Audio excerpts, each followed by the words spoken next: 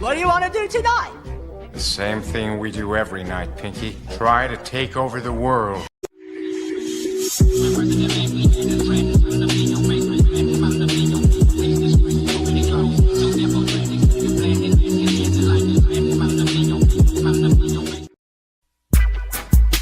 Are you ready for this?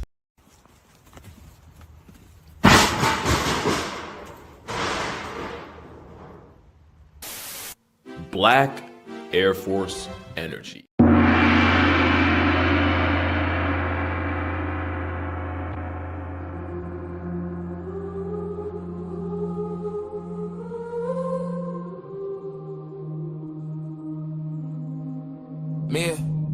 Me, I'm in my zone, focused on my own growth. I be water walking through these streets like sailboat. Me, I be the compass as I lead and guide my people. I'm a father, I'm friend with a couple guns legal. You not that smart, quit the bull. Yes, I'm seeing right through you. I be talking to the spirits, but best believe it's not voodoo. Yeah, I know you think you him, but in my head, I'm like who you? I'm a legend, I'm a beast, I'm the rose that grew through concrete. Let's keep it going. Keep it pushing as I lay back. Curtains drawn like I'm in a Maybach. Me, I'm so unique, I'm like needle in the haystack. Catching money, dodging fame, I sticking over while stacking racks. Go and hammer pop your shit, but don't be mad when I clap back. Let's keep it going, yeah, let's go. Me in the jungle, hit a rumble. Caught a couple touchdowns and I had a couple fumbles. Look at me, now I recovered. This is mind over matter. Keep it pushing when I stumble. Long way from home to gather wisdom and stay humble. Eyes wide shut, this me. This is starting to me, vessel crumble. I return.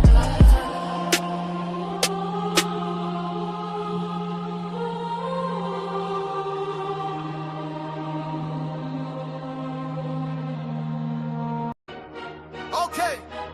Oh, yeah. Oh, yeah. Okay. What?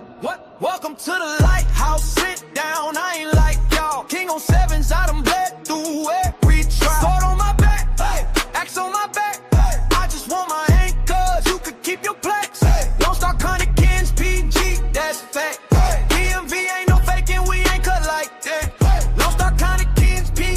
That's fact. DMV ain't no faking, we ain't cut like that. Drop from the heavens, landed in the dirt. Halo on tilt, but I still did the work. Prayers in the kitchen, paint on the stove. Every scar on my body is a story I wrote. Trials and tribulations, all on my name. Still waiting on revelations. Truth in the flame. I'm beyond angels, I'm a man, I'm brave. Test me, try me, that's a gamble with death. Welcome to the lighthouse, sit down, I ain't like y'all. King on sevens, I done bled through every trial. Sword on my back, axe on my back. I just want my anchors, you could keep your plaques. Don't start counting kins, PG, that's fact.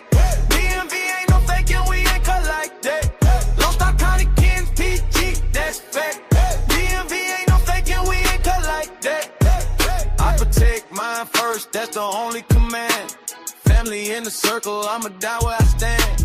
Stepping through the county like a walk-in prayer. Every hater in the rear, they just think cold air. I don't chase that trophy, I want roots, not fame. Give me land, give me love, keep your golden name. From the block to the clouds, I done paid my lane. When they spell out greatness, they gon' write my name. Ooh.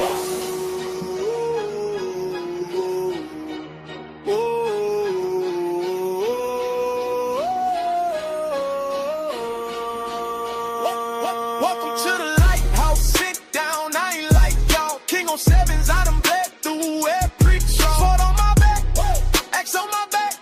I just want my anchors, you can keep your plaques. Don't start counting kings, PG, that's fact. DMV ain't no faking, we ain't cut like that. Don't start counting kings, PG, that's fact.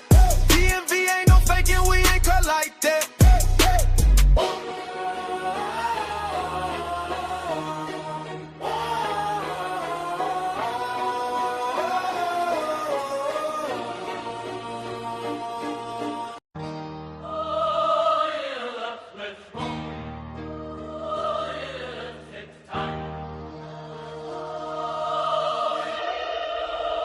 Mic check, let's go, let's get up.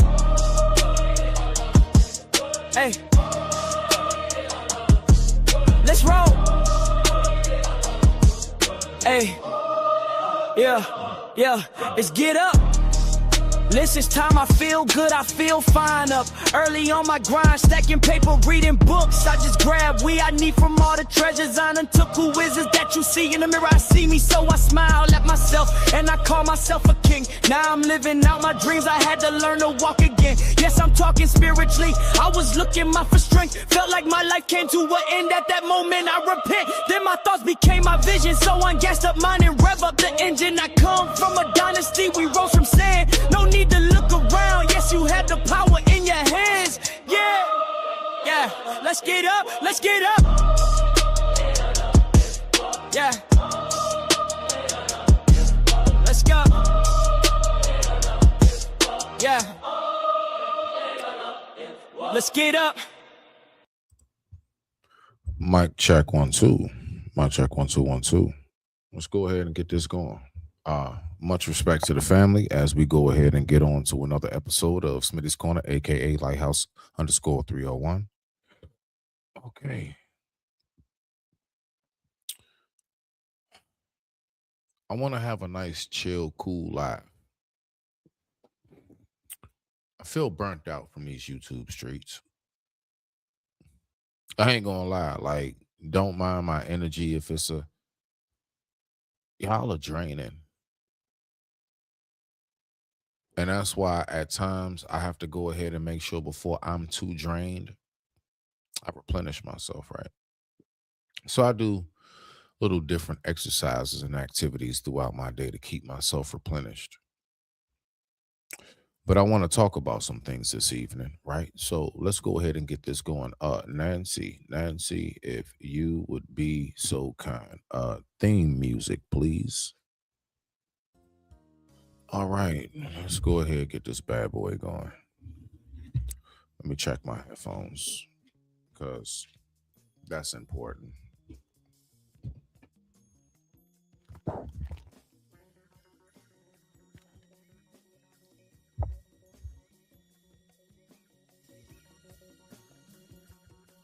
I don't hear anything in here. Hold on. There we go. Mic check 1 2. Mic check 1 2. Mic check 1 2. Mic check 1 2. All right, we're gonna keep it about right there.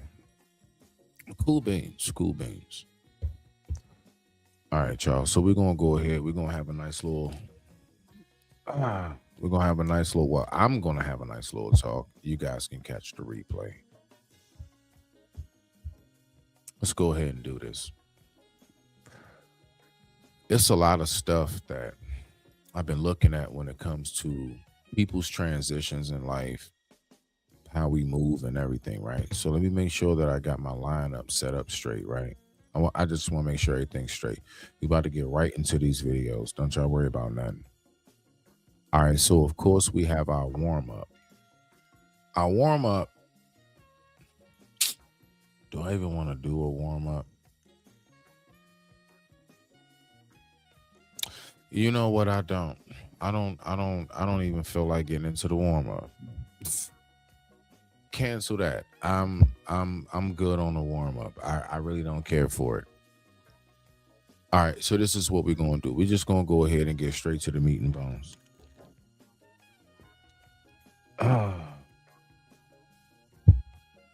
Let's get straight to the meat and bones of this. This is the reason why fathers are so important, not just in the daughters' lives, and the sons as well. When I tell you the things that go on out here in this world is absolutely out of this world, I mean, who could disagree? I hear stories, I see things, and continuously, like I said, maybe I've heard it all, maybe I've seen it all, right? And then even if it's something that you know that, yeah, I've heard this before, it's like it's something about particular people's stories. It just kind of hits a little different, right? But at the same time, it's also an entertaining aspect that comes with this story as well. So I just really wonder how y'all gonna look at this right here. But before we get started, y'all already know how we go. How's your headspace? How's the day been treating you? Just in case nobody else asked you. Just had to check in with you real quick, right? Okay. So I'm not even gonna hold us, right? I'm gonna go get right into this video, and then at the end of it, just because I'm on some different type of time right now, I just want to go ahead and just look at something that I'm interested in looking at because it's my channel. So let's do it. All right. So let's go ahead and pull this up. I'm gonna share my screen. Primarily, for the most part, what I want to do is listen, right? I just really want to listen, but nah, let's go ahead and let's also talk about it as well. It's something I do believe that we really should be talking about, right? So let's go ahead and let's get this bad boy kicked off. With that being said, I digress. My mic is muted. What's the time right now? The time right now is 11:08 p.m. East Coast Standard Time. And I thank you all so much for tuning in. Let's go ahead and rock out. Let's go ahead and share our screen. Yeah, this is it right here. Why are fathers so important? Let's break down why fathers are so important to the sons. Let's break down why the fathers are definitely so important to the daughters as well. Primarily because of the vulnerability rate and how our daughters can wind up in these circumstances right here. Let's go. Let's listen to a story. Story time. Story time. This is brought to you by Soft White Underbelly. Respect. All right, y'all. Let me go ahead and hit my banner. Let me hit my banner. Let's go. I'm back. Yet again. Yeah. What is the latest that's been going on in your lives? A lot. A little bit of everything. A little bit. All right, so let's go ahead and start off with what it says right here before we get into it as a disclaimer. All right, so let me go ahead. Matter of fact, as I always would do, let me hit my disclaimer.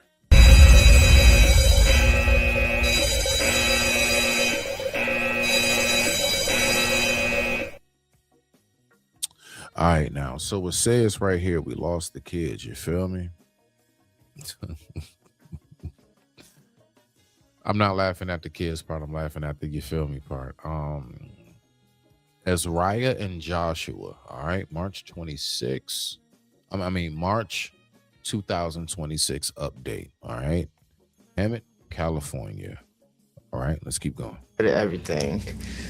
Are you guys still together? No, No. we're not. No. You're not. Okay. Yeah, no. Not since around November. And how were the kids? They okay. They wound up getting taken away. Like CPS took them. So right now, like I'm going through the process of like fighting to get them back.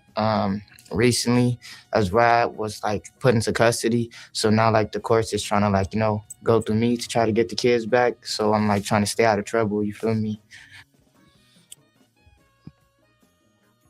Generally speaking, in this life, men are already upbrought with the prevention is better than the cure method. We know the things that will cause for our kids to get taken. We know that if we choose to live a certain lifestyle, we're basically forfeiting everything. Let's keep on going. Make sure I could be there for them how they need me to be. What happened that you guys lost your kids? So me and Azariah, like usual, we wound up arguing and stuff like that. Got into it. She had her friend come pick her up, but her friend dad drove them and stuff. And then he pushed me and stuff, so I wanted to beat him up. And then he got mad and called like CPS, told them like, oh, I got a house full the of daughter drugs. called Oh. CPS and told them, like, hey, the kids don't have running water, All this, type and of crazy that, shit. and that Said that Josh beats the kids, and just a whole bunch of guns shit. in the house, all type of crazy shit, like, you feel me? And that's all it took. And they seen that my case with my other kids, so it was just that easy for them to take Just them. come in and take them. Yeah. And where are they? Is it that easy, or did you make it that easy? See, the thing is that, like, I can say one thing: I've never had to be concerned about being taken from my parents, primarily because it's not about that they make it easy for the kids to be taken, right? It's about what did I do to hand them over. It ain't about the system. It's about the parenting. It's about what's going on in the household. You two as mom and dad. All right. So we're going to make sure that we keep accountability on this one. Now, the one part that I will say is my only facet of I can actually recognize how possibly, right? I can recognize how possibly a person can be in this circumstance, as far as you can only give your children what it is that you know. Now, at the same time, can we truly use this circumstance as an excuse? Considering there are a whole lot of examples, endless, matter of fact, examples of parents who actually grew up in a very dysfunctional household. They came up in a very dysfunctional upbringing, but they wound up saying, that's not what I want for my children. They grew up in a circumstance where, let's say, depending on the time of age it is in life, CPS should have been called, but they weren't called. And even though they weren't called, these people still grew up and they said, you know what? I don't want to pass on that curse of an upbringing. All right. So that's where I'm at right now. So far, I'm trying to weigh out how much is really what it is that is just an unfortunate circumstance, and how much of this unfortunate circumstance have they brought upon themselves. Let's keep on rocking out. They know. With the foster family. Yeah. And you told me something, there was a restraining order or something? Yes, against me and the kids now. So you can't see your kids? No. And I see right now she's trying to like go fight it and stuff. But so after the fight, like the dude, he jumped in his car and he like pulled off. But mind you, me and Azariah was like arguing and stuff. So she jumped in the car with the dude, you feel me, and like Charisma and all them. And then they didn't want her to like basically what happened is she was moving too fast. She didn't want the kids to be around two niggas fighting, you feel me? So when they jumped in the car and sped off, right when they pulled out the parking lot, the police pulled up on them. Charisma and her little brother were in the back seat with me and my kids, and they were hanging out the window, like trying to gangbang upon me. And I was like, where was that at? Your dad was getting his ass whooped. You feel me? But he said the kids was trying to gangbang him. Wow, bro. Which caused the police to pull us over. Yeah. And of course the dad was twice over the legal limit. Alcohol? Yeah, alcohol. Yeah. And I was in the back seat with a newborn baby and my 1-year-old son with no car seat. So again, as we are paying attention to this, again, I'm very curious when we're talking about like the aspect of how much of this is actually an unfortunate circumstance, and how much of this do we actually put ourselves in real life, right? Now, there are certain aspects of this that I can relate to when it comes to the having to sleep in your car part, you know, not knowing where you're going to go, where you're going to stay. I can relate to that. I know exactly what that, I actually know what it's like to not have a car to sleep in. I know what it's like to actually have to be on the streets and find somewhere to stay in the woods in a tent. until I got myself, as you can see around me, to where I am today. That was a process, and it took quite some time for me to get myself back into where I am. But I only got myself back into the space in which I am because I chose to be here. Where you see me right now and where you've been seeing me is where I chose to be. It was a decision. Let's keep on listening to this story. Let's keep on rocking up. Oh, yeah, you already know. You already know. I don't know, just in case. I don't know if you still somewhere else or not, but I'm going to go ahead. I'm going to just lay this down just in case, all right? Because I got a feeling you just might have quite a bit to say on this topic, because this is a very nice little topic right here. I like this little couple. They Her took go that him. day. Yeah, they let me go that day. They took him to jail that night, and then I don't know. I'm guessing somewhere in that mix, he tried to say that I was the one drinking and driving, because I'm assuming that's how I have a DUI now that I'm trying to fight for as well. But you weren't drunk. But I was not drunk and I was not driving. I was in the back seat with my kids, and I take responsibility for that as being their mother and knowing better. But I like that. There we go. There we go. It's some accountability there. Like, get these people astride on whatever it is that they take accountability for. She recognizes, nah, I shouldn't have been in that position. What's done is done, but at least she recognizes the flaw. Now, the only thing that will make it a problem is if she recognized the flaw and then still continuously went back and did the same thing over and over and over again. Now it's like, okay, sis, we ain't trying to hear nothing you got to say. Let's go. I'm not going to take responsibility for something I didn't do. Right. It makes sense. Where are you guys living now? I'm currently living in my car still. I live with my girlfriend, so, because I can't. So, like, like the property, like back. They have kids together. They have children together. But she's living in her car. Mom lives in her car. Dad's staying with his girlfriend. They have a deep history. They're going to give you a nice little glimpse of what their history is. And it's with a very famous individual that was actually on, what's that called? Adam 22, No Jumper. All right. So this is not him. The person they're going to get into it with is somebody who's an ex-No Jumper person. Man, shout out to my dude, man, in the building, man. What's going on, PA? Shout out, PA. Hey, PA, just so you know, man, the StreamYard link is over here on the non-mobile side. I see you on the mobile side. If you want to switch over to the non-mobile side, if you got some time, if you want to come up and talk, because this is a dude who used to pimp her. Let me give y'all a breakdown. They met because he was her PIMP. They wound up he had kids with one of his bottom B's. One of his bottom B's he had kids with. Okay, I see you. He had kids with one of his bottom B's. And now they're not together and his children involved. Ain't that something? Let's keep on rocking out.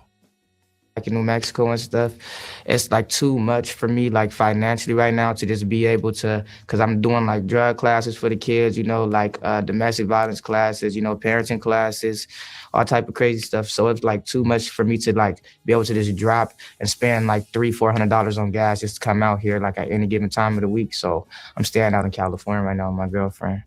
It's got to be really emotionally tough for you. It is. To be without your kids. This is the second time around you've lost 2 kids. Yeah. And now you're living in a car. I'm going to be real with you. Look, I got one child. I can only imagine just even having the scare of losing her one time. You lost kids one time before and you going through that again. We gotta look. At that point, when it comes to life, I gotta be honest. My headspace is primarily around the factor of You're missing the point. How you go through two circumstances where, like, so whatever it is, I'm pretty sure. So when they was going through that the first time, did they or did they not say, I don't never want to go through this again? Or did y'all treat that like somebody who's homeless, who's like, I don't want to get locked up more, but then to get cold enough and you like bump it out, go back into jail? The point I'm making is prevention is better than the cure. How do you keep going through these circumstances? Let's see what we got. How are you guys making money, or are you making money? Me, I'm trying to stay out the way, like not do like, you know, crazy stuff and stuff. So I just got a regular job, like a little 9-to-5er. And then right now, I'm doing like this little class, whatever, I'm trying to get into photography. And then I did have a job before I went to jail.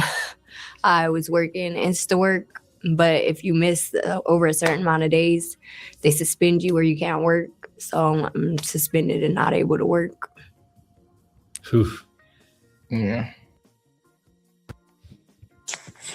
Let's go ahead and hit a quick commercial break while we get through this. And with that being said, I digress. My mic is muted. Respect.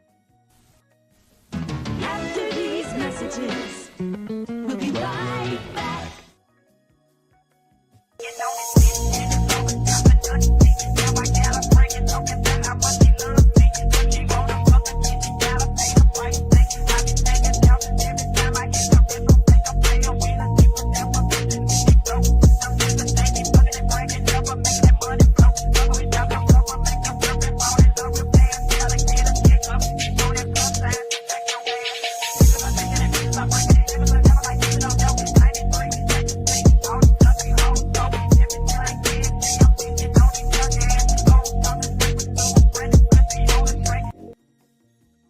Mark, I'm 24 now. Man, crazy to think about. 27. 24 and 27. Yeah. You guys are half brother and sister. Yeah. Share the same dad. Yeah. What kind of stuff are you guys learning?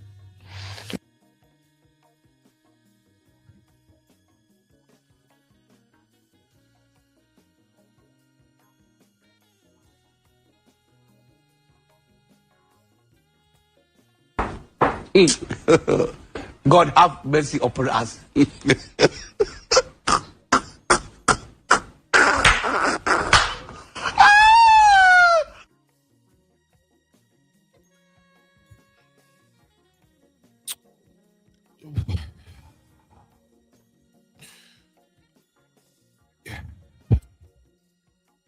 Y'all are half what? With kids? And you was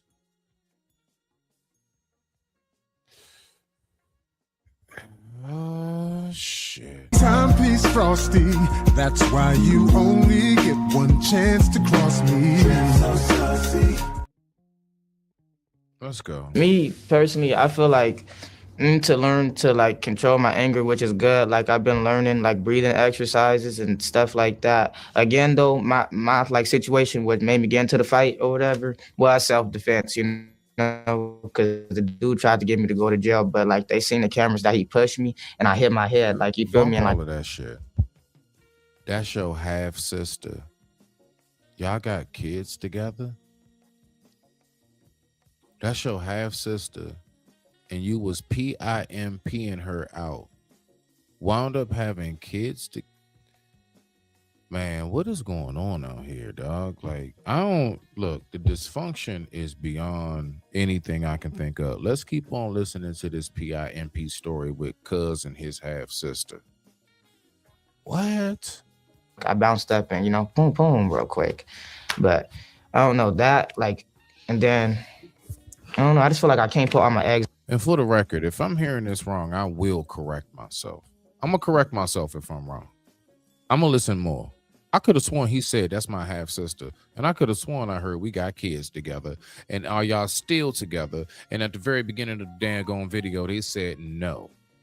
In one basket, like, you know, like I feel like a lot, like this whole situation, you feel me, could have been like completely bypassed. Like, you know, if like me and her wasn't arguing And I didn't let I didn't let that push me over the edge. You feel me? I should have just like never been linked up with her to drop off the kids. None of that. Like, I should have just left that shit alone.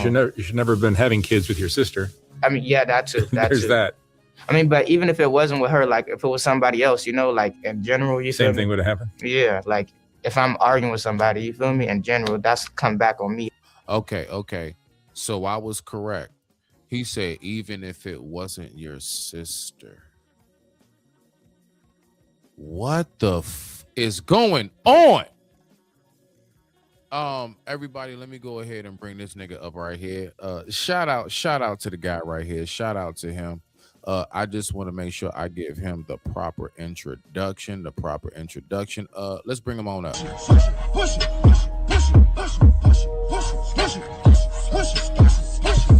Go get the money, go get the money, go get the money, go get the money, go get the money, go get the money, go get the money, I got it.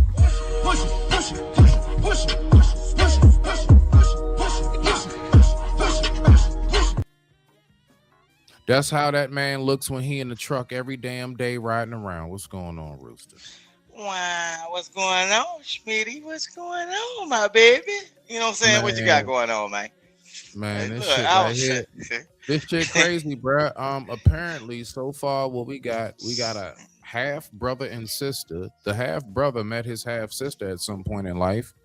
Started PIMPing her. They have kids. They break up. Find out that they related somehow or another. And this is where we are. A whole bunch of dysfunctional shit. What you got, Rooster? What you got for this? Come on, talk to me. Look, man. Hey, man. Say, man. Look, the world is big, but it's also small. I blame the parents, bro. I blame the parents, bro. Come on, man. Somebody didn't pull up into the barbecue or get a bologna sandwich and say, hey, man, that motherfucker look like your Auntie Susan. Let me check her background. Let me see. This ain't what you doing, nephew. Come on, bro. Okay. But in these spaces, like the content that you showing right now, a lot of folks don't want to acknowledge that that's actually them. That's them. Hold on. Wait, real quick. So you trying to tell me there's a whole lot of us who, because our parents or whoever did not make it clear that you might have a sister or a brother out there, we might have effed a cousin or a relative and we don't even know it? Is that what you telling me? I'm finna tell you this though. That was the purpose of old people having the Bible. I ain't finna get in no scripture or nothing, but like grandmama used to always have a Bible, right? Every baby that was born from their kids, even hair locks was in there. The first dime that they gave you or whatever, it was all in that Bible. Right. They used to write down whatever their children's name was or their cousin. They used to have a little piece of paper that they used to write every name down, their cousins and everything. So when they become deceased, that Bible is passed down. And it often, even though the pages have descriptions in it, it have other pages that was inserted in it with names on it. So where if you needed help or you needed to know who your people was or whatever, those names was in there. That's your aunties and your great aunties and all that stuff. The people that were before us, like Smitty, you born, okay, you don't know who your mama's brothers and sisters is. But who are their aunties? Who are their aunties and uncles? I know 4 generations above me on both sides. Right. Well, three on one side, 4 on the other. So I mean, I can go that far at least. Yeah. Yeah. But see, you know what then changed though? And this is why this happens. And this is why we have conflict on the internet. A lot of these people come to the internet because they don't know. You remember a long time ago, you can walk into a person's house. They'll call them a hoarder right now. But they had pictures of everybody that was born. You walk in the house, you damn near going through the middle of the hall, knocking pictures off. There was like, who is that nigga up there with the, you remember them red pictures when they first started taking pictures, like giving the black folks, they were red. They were the red colored pictures. Right. Those pictures, bro. And those used to be pictures of babies in the little upright sitting thing. And damn, that was my uncle. And that's when grandma would tell you, that's the one you look like. And that's why I beat your ass, because you act like it. I ain't mad at you, Rooster. Let's go ahead.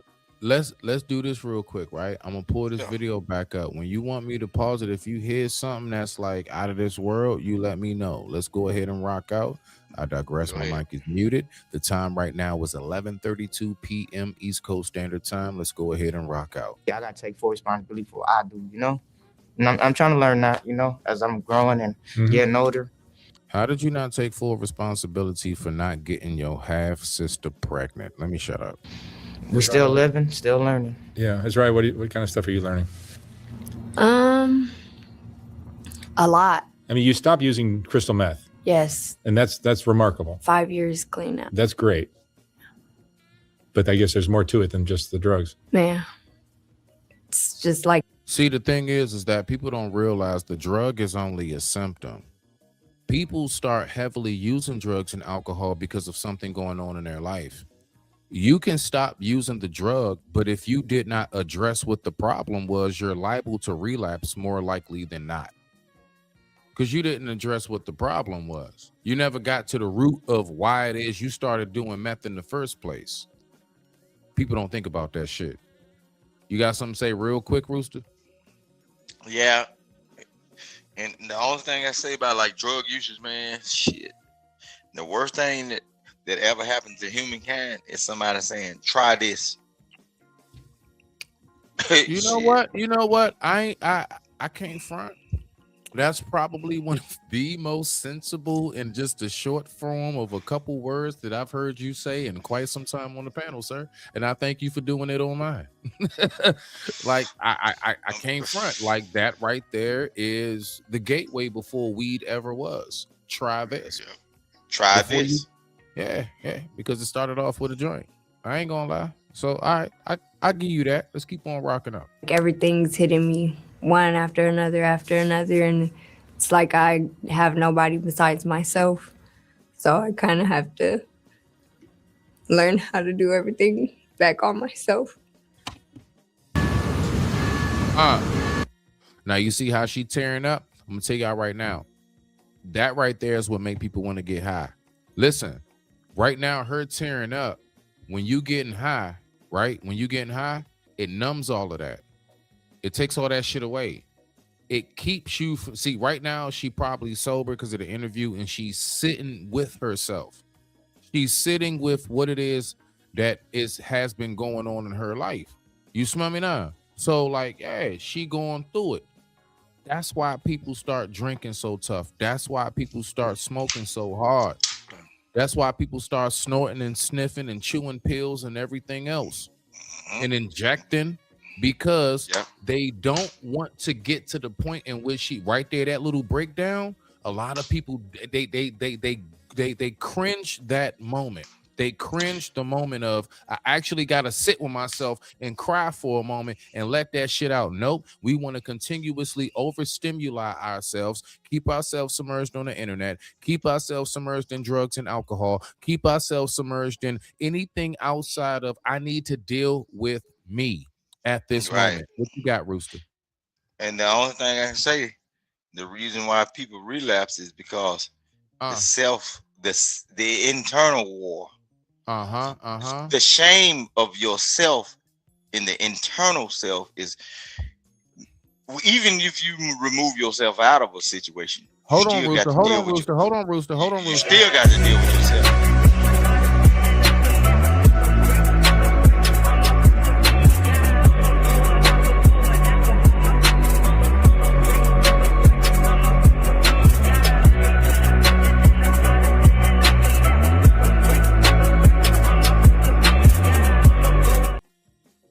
Shout out to my man PA Texas in the building. Big dog in this bitch. What's going on, PA? Shout out. What's going on with PA and Pissy tonight? You on mute.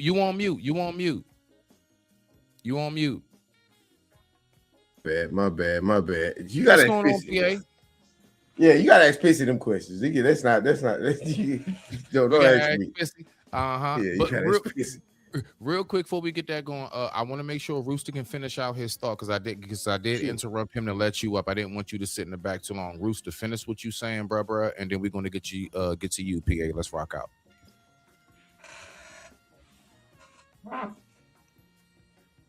Rooster. Yeah, a lot of times like that small breakdown was her not wanting to confront herself.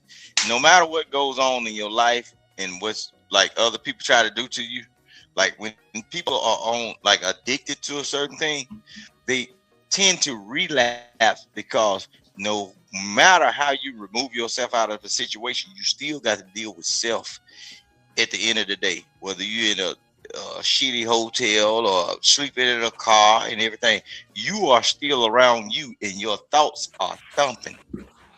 So shit, it is what it is, bro. You know what I'm saying? Okay. It is what it is. I like that. All right, bet. PA, you go ahead, get in there. Say what you gotta say. You know what I'm saying? What you think about this so far? Yeah, man. Half brother, half sister. He used to PIPM her, and now he got his half sister pregnant, who he used to PIMP, and they now separate and they got kids together. This shit crazy. What you got? Like they share a parent? Yes. They got kids together as half brother and sister, and he met her through PIMP in her. Yep.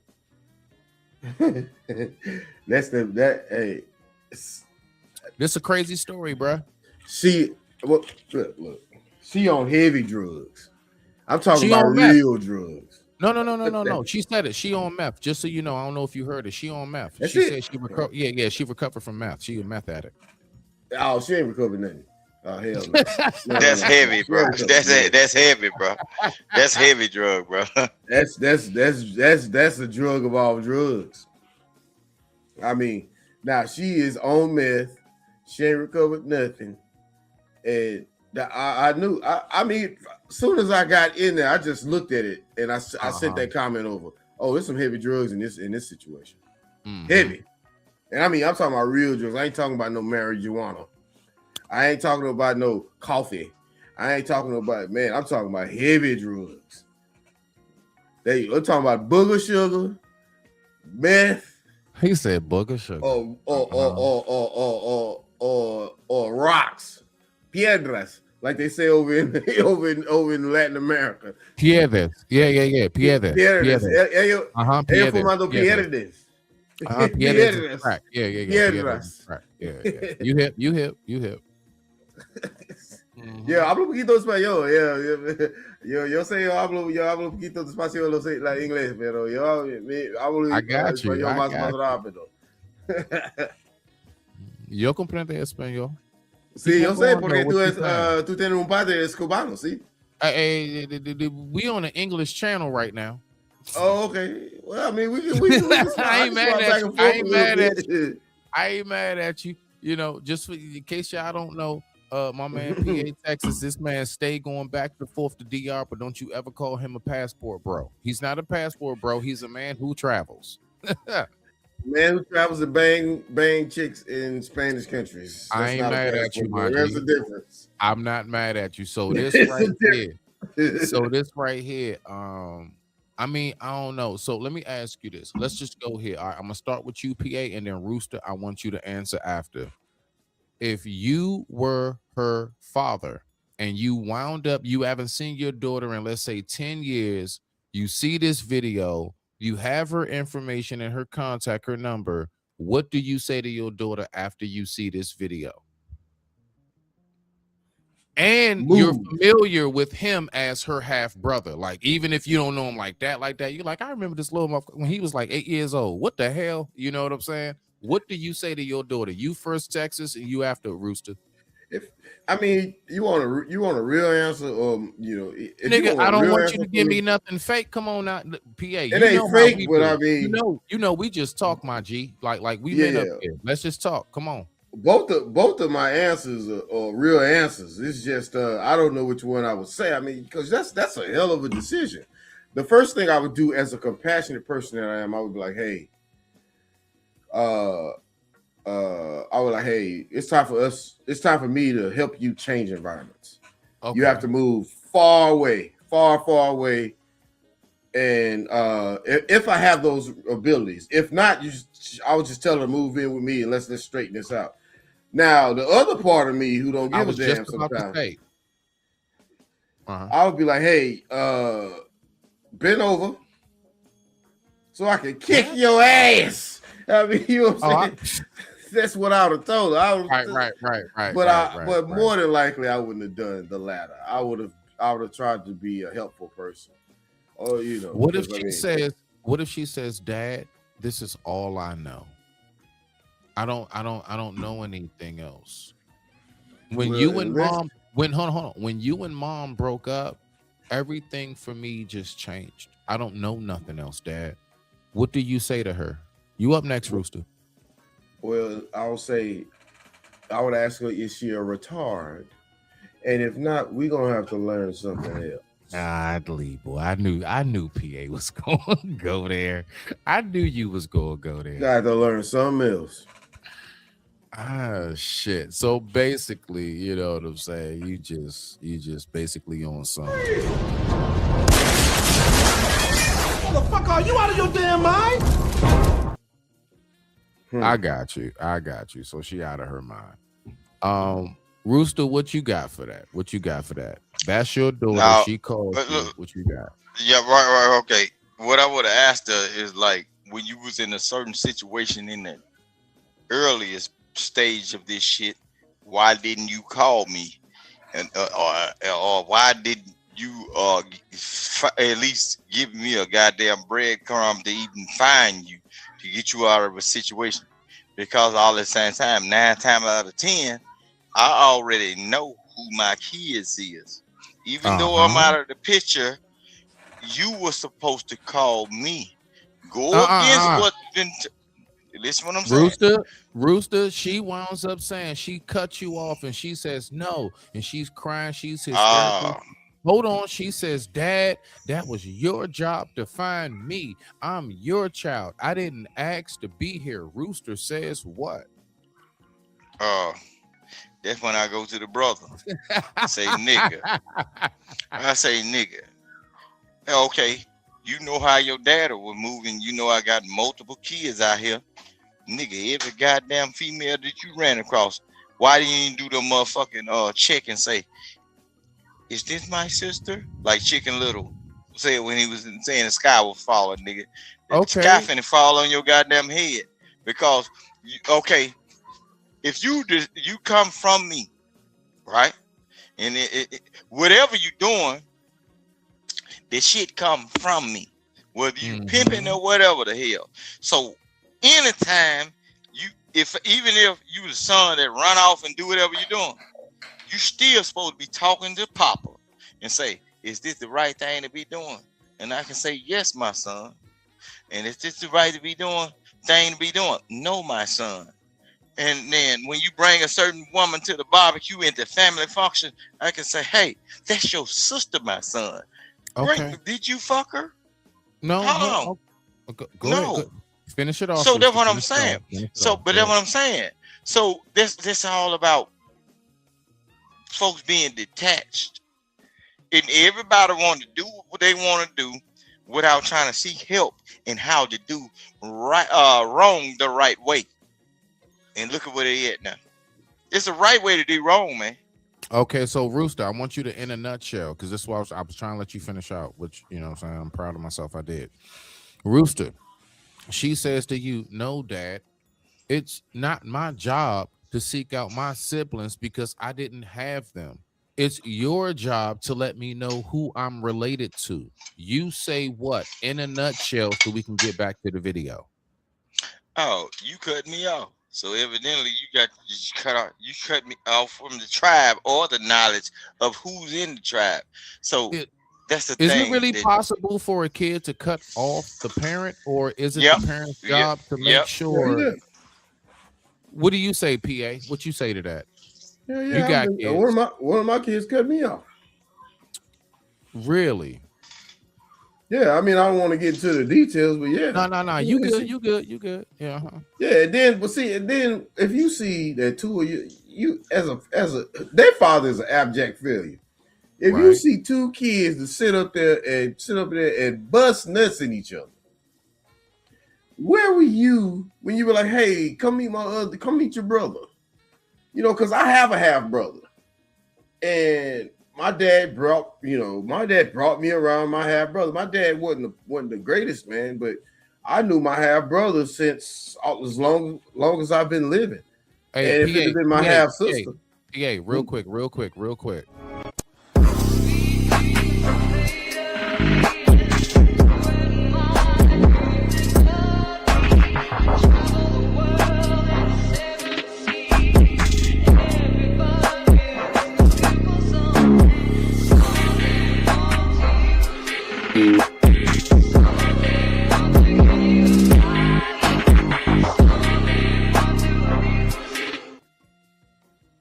There she go. What's going on, girl?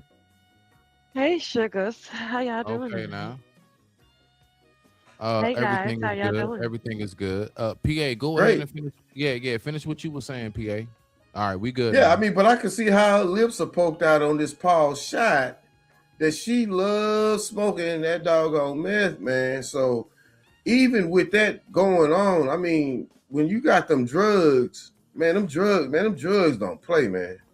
Mm-hmm. So, yeah, she man, that and he probably put her on, and if he was trying to keep it pimping, I know a little bit about that life, and a lot of people who chili bowl pimps and popcorn pimps, they use drugs to control.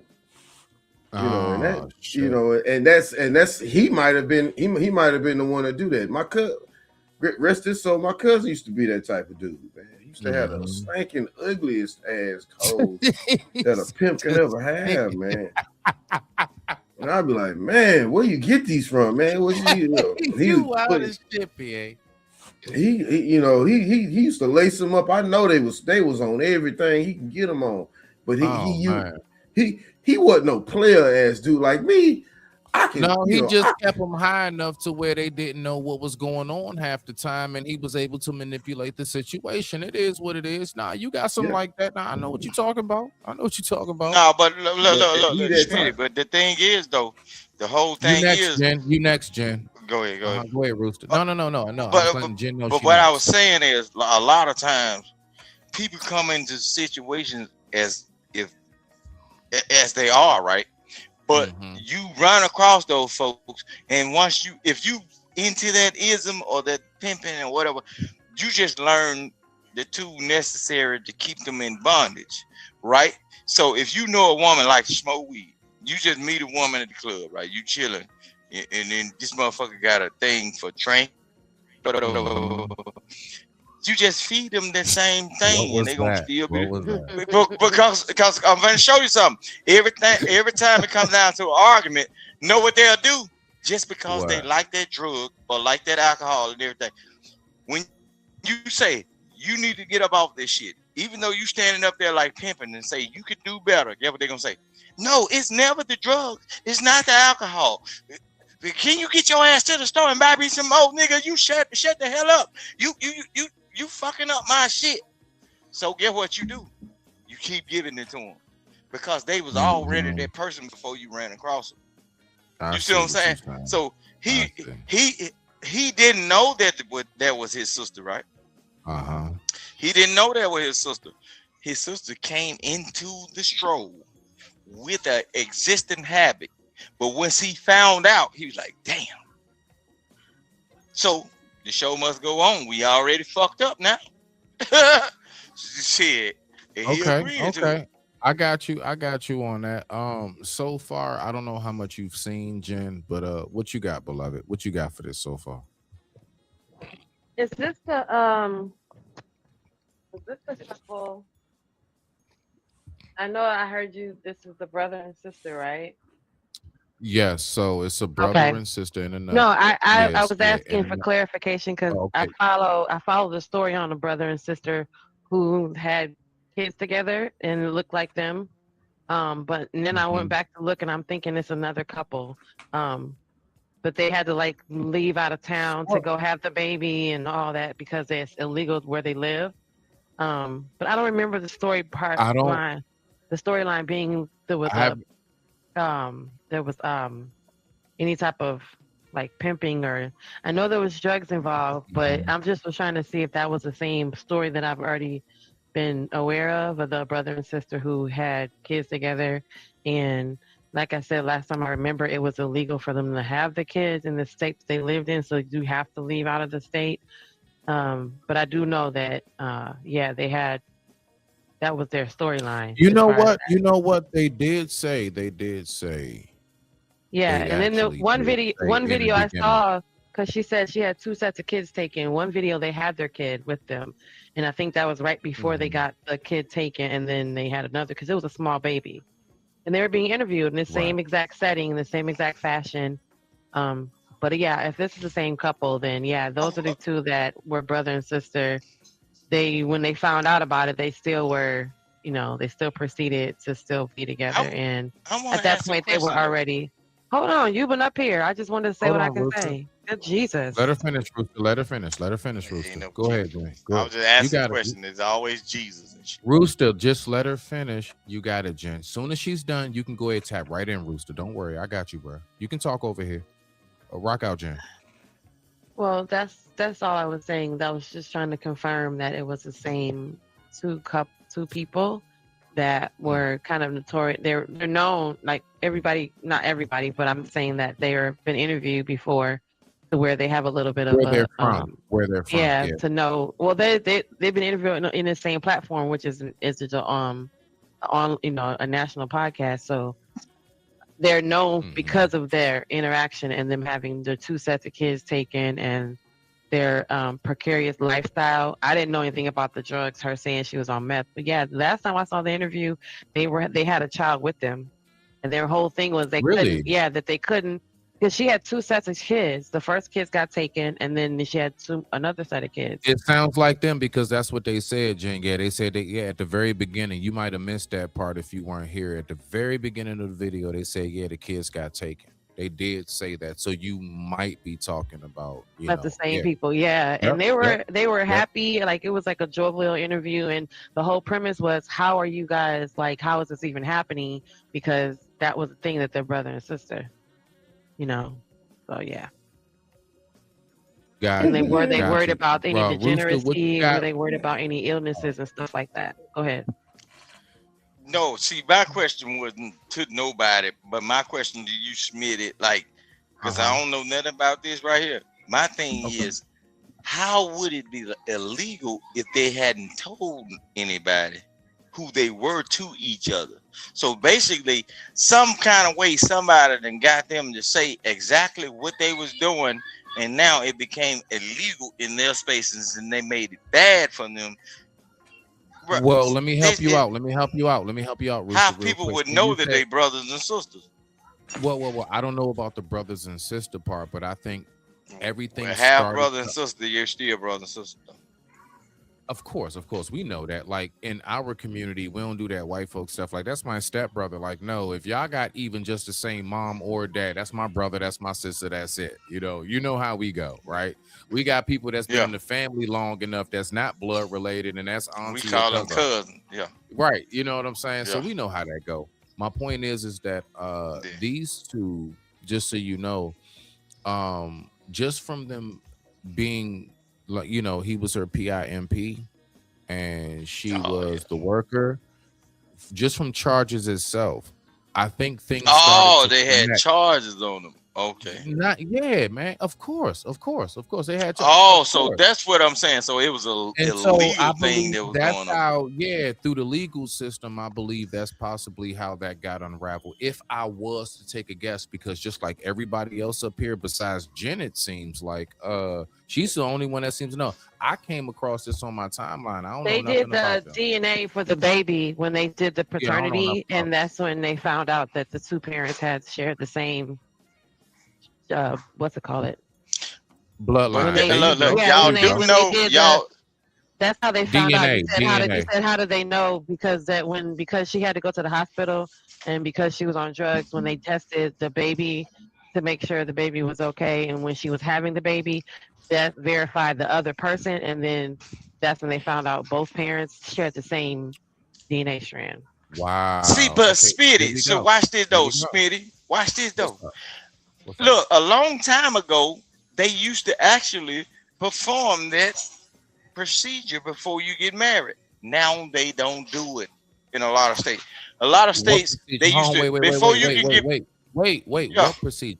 What procedure? Test. The blood test. They don't do it no more. They was doing that for the same. You have to ask for it.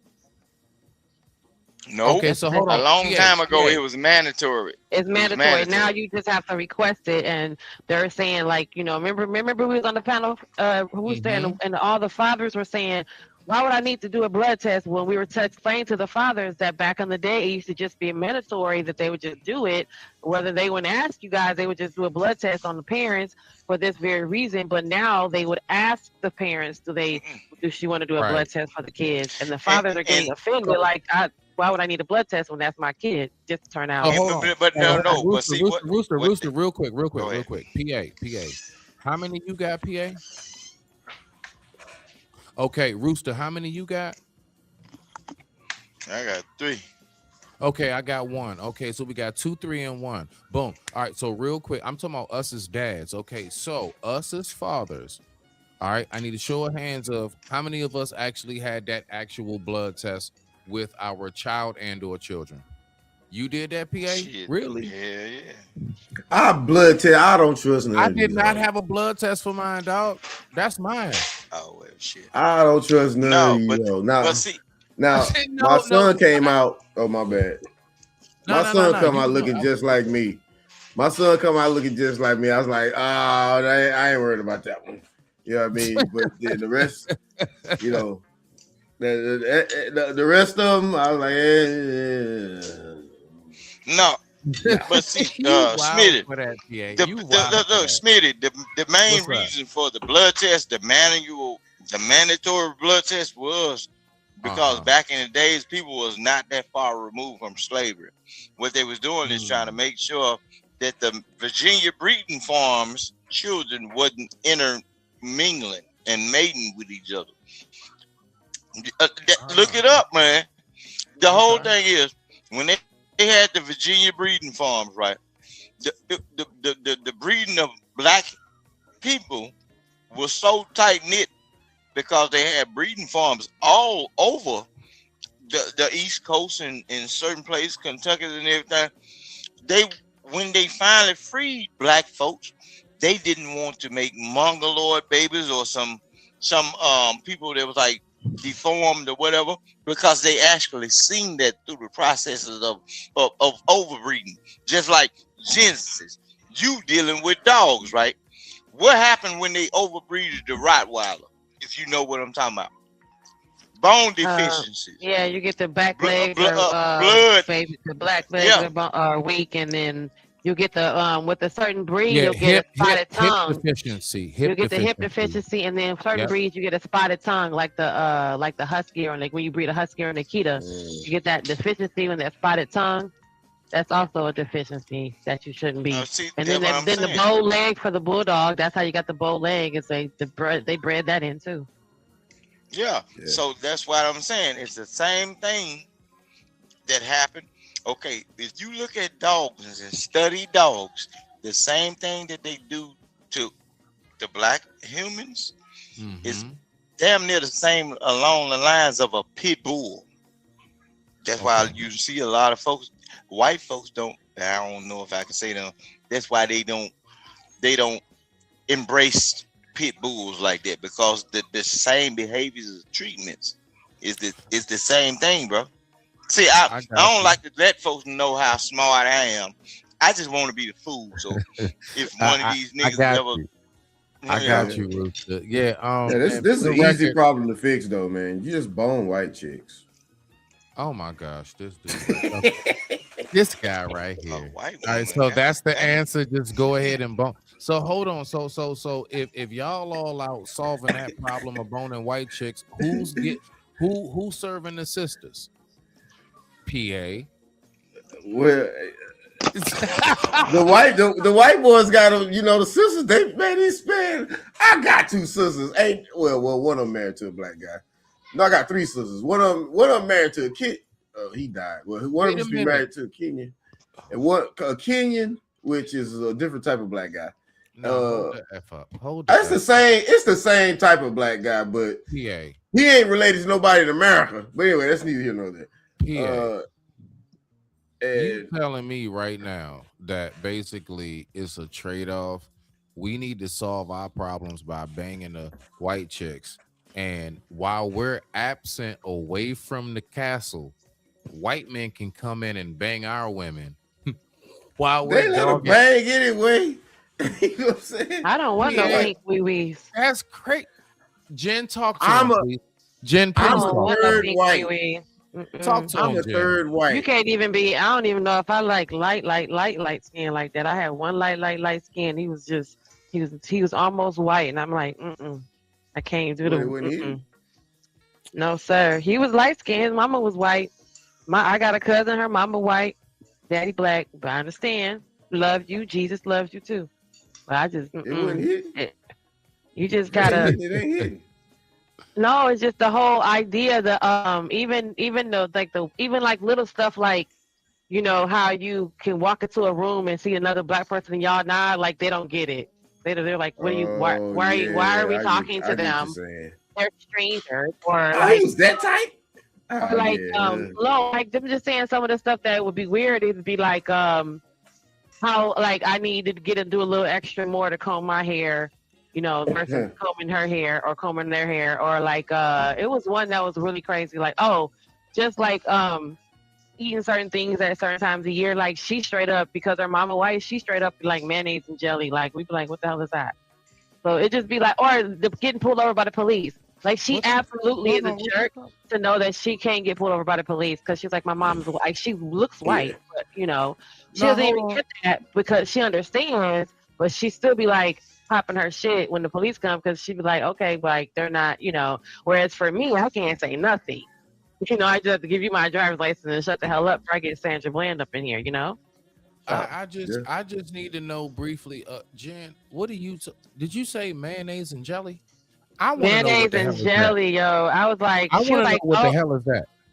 She was like, she was like, my mom always makes this. It is so good. I was like, what the hell is this? And she opened up the bread. I was like, it's mayonnaise and jelly, yo. She was like, it's delicious. Somebody call the police. That sounds like a bad Somebody call. I was like, your white mom made you lunch. Feel special. I didn't say eat with the white chicks. I said bone them. That's mayonnaise and jelly. That right there. That's a crime. You know what? That's a crime. Fact, Rooster, hold on. Yeah, they're like mixing goddamn Fabuloso with bleach. You got me. Nah, but hold on. That toilet gonna be shit as hell, bro. To the video. Yeah. Respect the Before host. we get back to the video, I also got a bone to pick with you. I got a quick bone to pick with Rooster. And Rooster, I'm just gonna say this and we're gonna push play. Rooster, earlier today, this evening, you were saying something about coming to the cookout, and just in case they come to the cookout and they want a bologna sandwich. I've never been to a cookout with a bologna sandwich. Bologna sandwiches. That's some white people shit. Rooster, okay. They got raisins in the potato salad too. Bologna sandwiches and I don't know raisins in the potato you've been salad. to. Like the cookout is supposed to be the getaway. I'm just saying, Rooster. Make it quick. Make it quick. 10 seconds. 10 seconds. Okay. Let's get back to the video. Back to the referring to that bologna sandwich. Have you ever seen a pack of wieners cooked on the grill that ain't never been opened?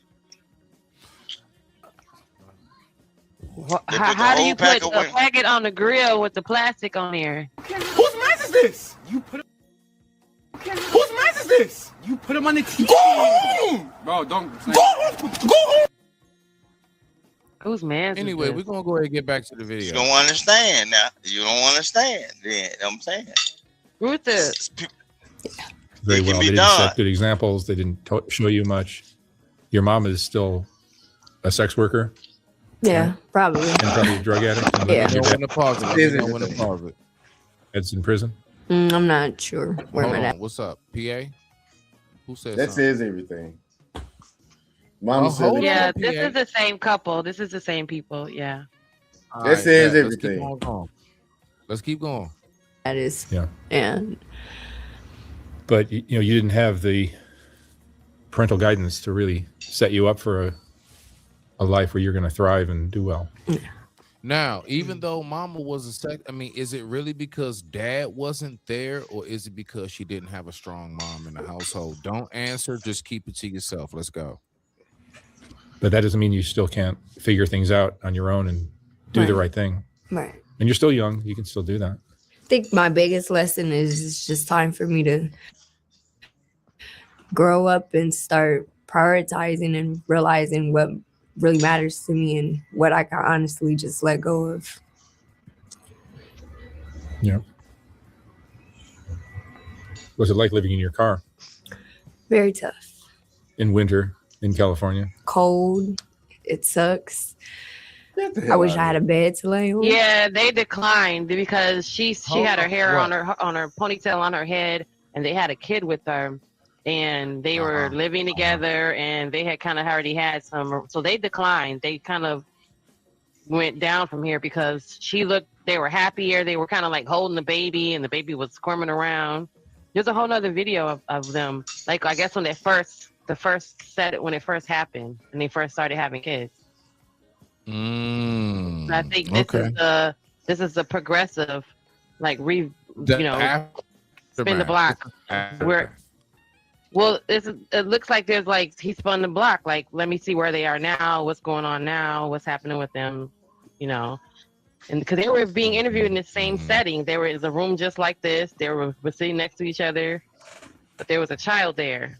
This is a soft white underbelly. Yeah. So it was so the you same. know. Yeah, this is I soft think it white was the same underbelly. thing. Yeah. Yep. That's why I feel like it feels like deja vu. Like I've seen this already with the same two people. The other one might have been you know how you do the black and white as well. Maybe it was in black and white. I don't know. Let's keep on going. It's cold in California. When have you ever I will seen help her, but that's gonna compromise my California at situation. night. It is not Hold cold on. in California. In the wintertime, it My does get girlfriend- cold in California. No, okay. What part of California? I've been in the Bay Area and in Los Angeles. I've never felt cold in California. Okay. Really? No. Hold on. Wait. Hold on. Wait. Were you in the Bay Area in December? Mm-hmm. Was it January or February?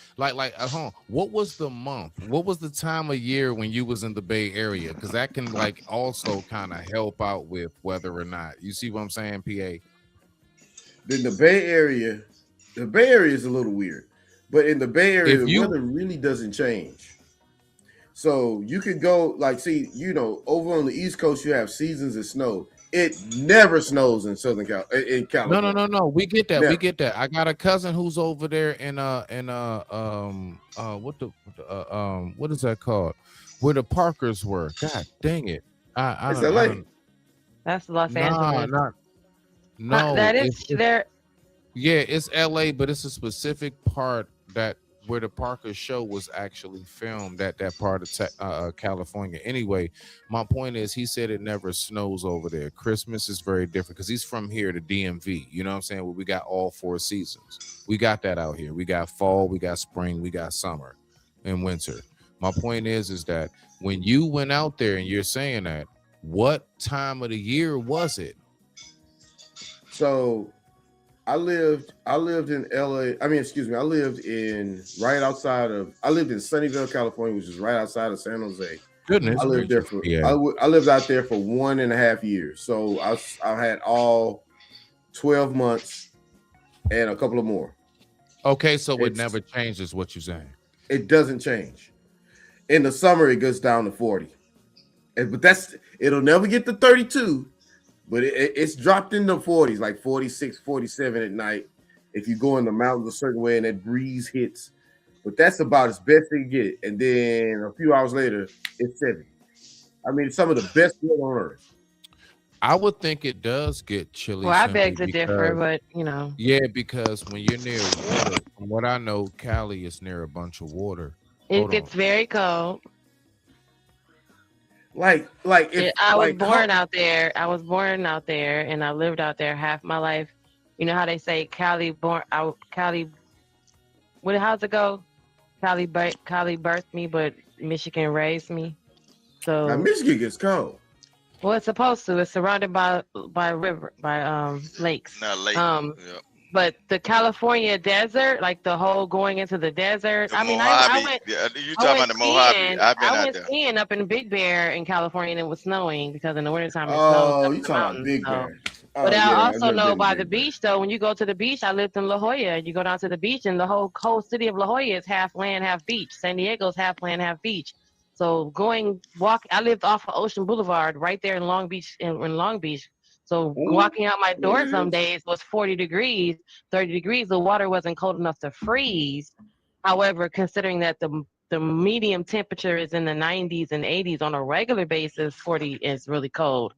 It ain't like Michigan 40. Michigan 40 is nice outside, but because it gets below zero here. So when you compare it to how cold it gets, that's cold for out there because that's really cold overall. That ain't no Michigan cold. We talking about 14 below zero is, cold to y'all. Yeah, unbelievable, right? So, but 40 degrees living in California, when I lived in California most of my life, yeah, I got to Michigan and was like, how do y'all even go outside? It's too cold because the coldest I got there was, 32 going through the Nevada desert, going into Southern California, going up in the mountains. It's now, the fog and it's getting a little frigid during those colder months. It was getting down to, 40 degrees, 30 degrees, but it wasn't freezing anything because the ground is still warm.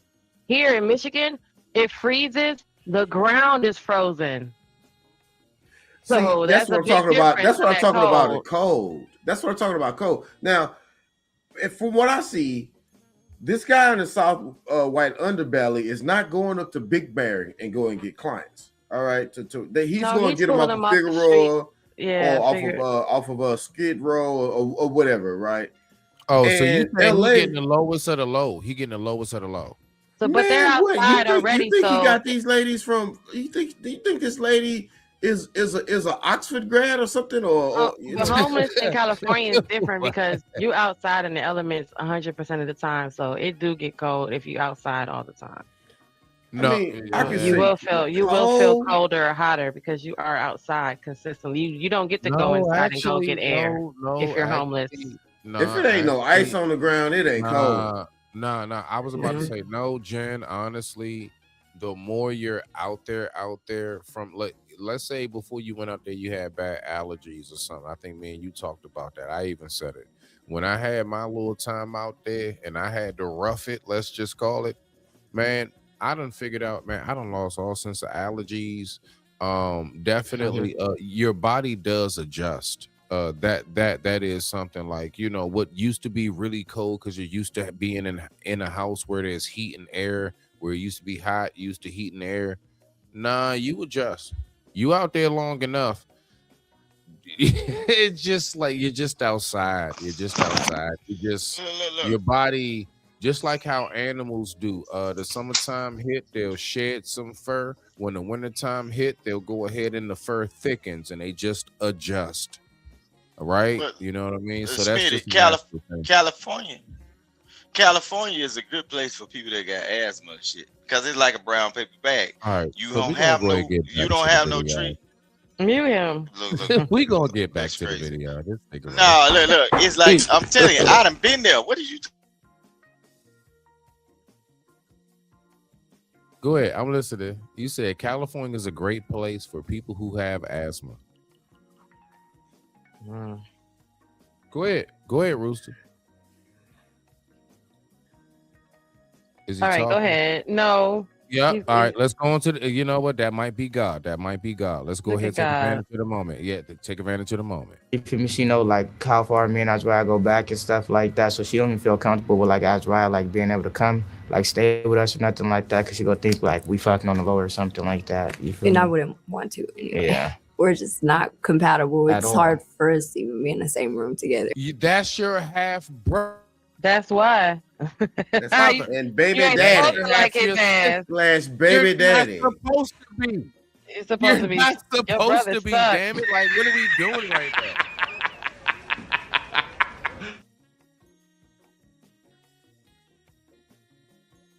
At times. I was surprised when she asked me, like, I want to do this video and stuff like that, because we haven't really spoke, like, not trying to be like that, but like, ever since the kids got taken, like, I'm not cool like with her like that, you know, like, I'm really not like. Oh, you know, see, yeah, that told you guys. I feel like we both had a part to play, like, in the kids getting taken. Like, I'm not cool with that, like, at all. But Yeah, you y'all was cool over there with, hold on, wait a minute. You're not cool with the kids being taken. I don't think any parent should be, right? That's valid.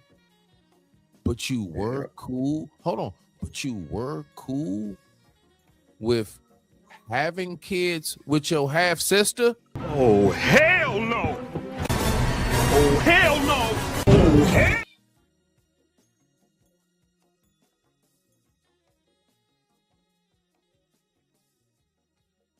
In the whatever. Hey, what makes it half? Do you have the same mom and different dads? Same dad, different moms? What's the half? Either one. No. No, That I thought don't you had to have the matter. same mother. But that don't matter. That don't matter. The fact is that like they're half, you know what I'm saying? Like that don't matter. They're half different brother and parents. It does matter. It does. Well, it one of them does matter. I think one is actually Okay, so acknowledged you're as saying that if they came they out can the get a same half. vagina, so you saying Yeah, if that's a difference than them having the same father but two it's different not. moms. no, how? Go look it up. Just pull up another tab and I've traced what you my do on the family show. all the way back to Germany. Don't make me Yeah, but you can Nah. look it up. Just ask Nancy No. what is a half sister, half brother mean? Half sisters, you have a different parent. You're not One Nancy, different sweetie. parent and one Let's step. ask we Nancy. know. All right, hold on. I'm smarter Let's than ask that. Nancy. You want We're me not to trying to ask? do all I'm that. smarter Just than ask, that. Hold on. just I'm gonna ask. ask Nancy. It's content. Jen, I'm gonna ask Nancy. I have no problem. Nancy's right here. Nancy, right Mhm. here. I'm Okay. just saying. What am I asking Nancy in particular? What qualifies you to two people to be half siblings? What are the characteristics of half siblings? How are you half siblings? What makes you half siblings? Okay. If you don't mind, both of y'all go on mute while I do this, just so I don't pick up no other sounds. Let's go. All right. Nancy, are you there?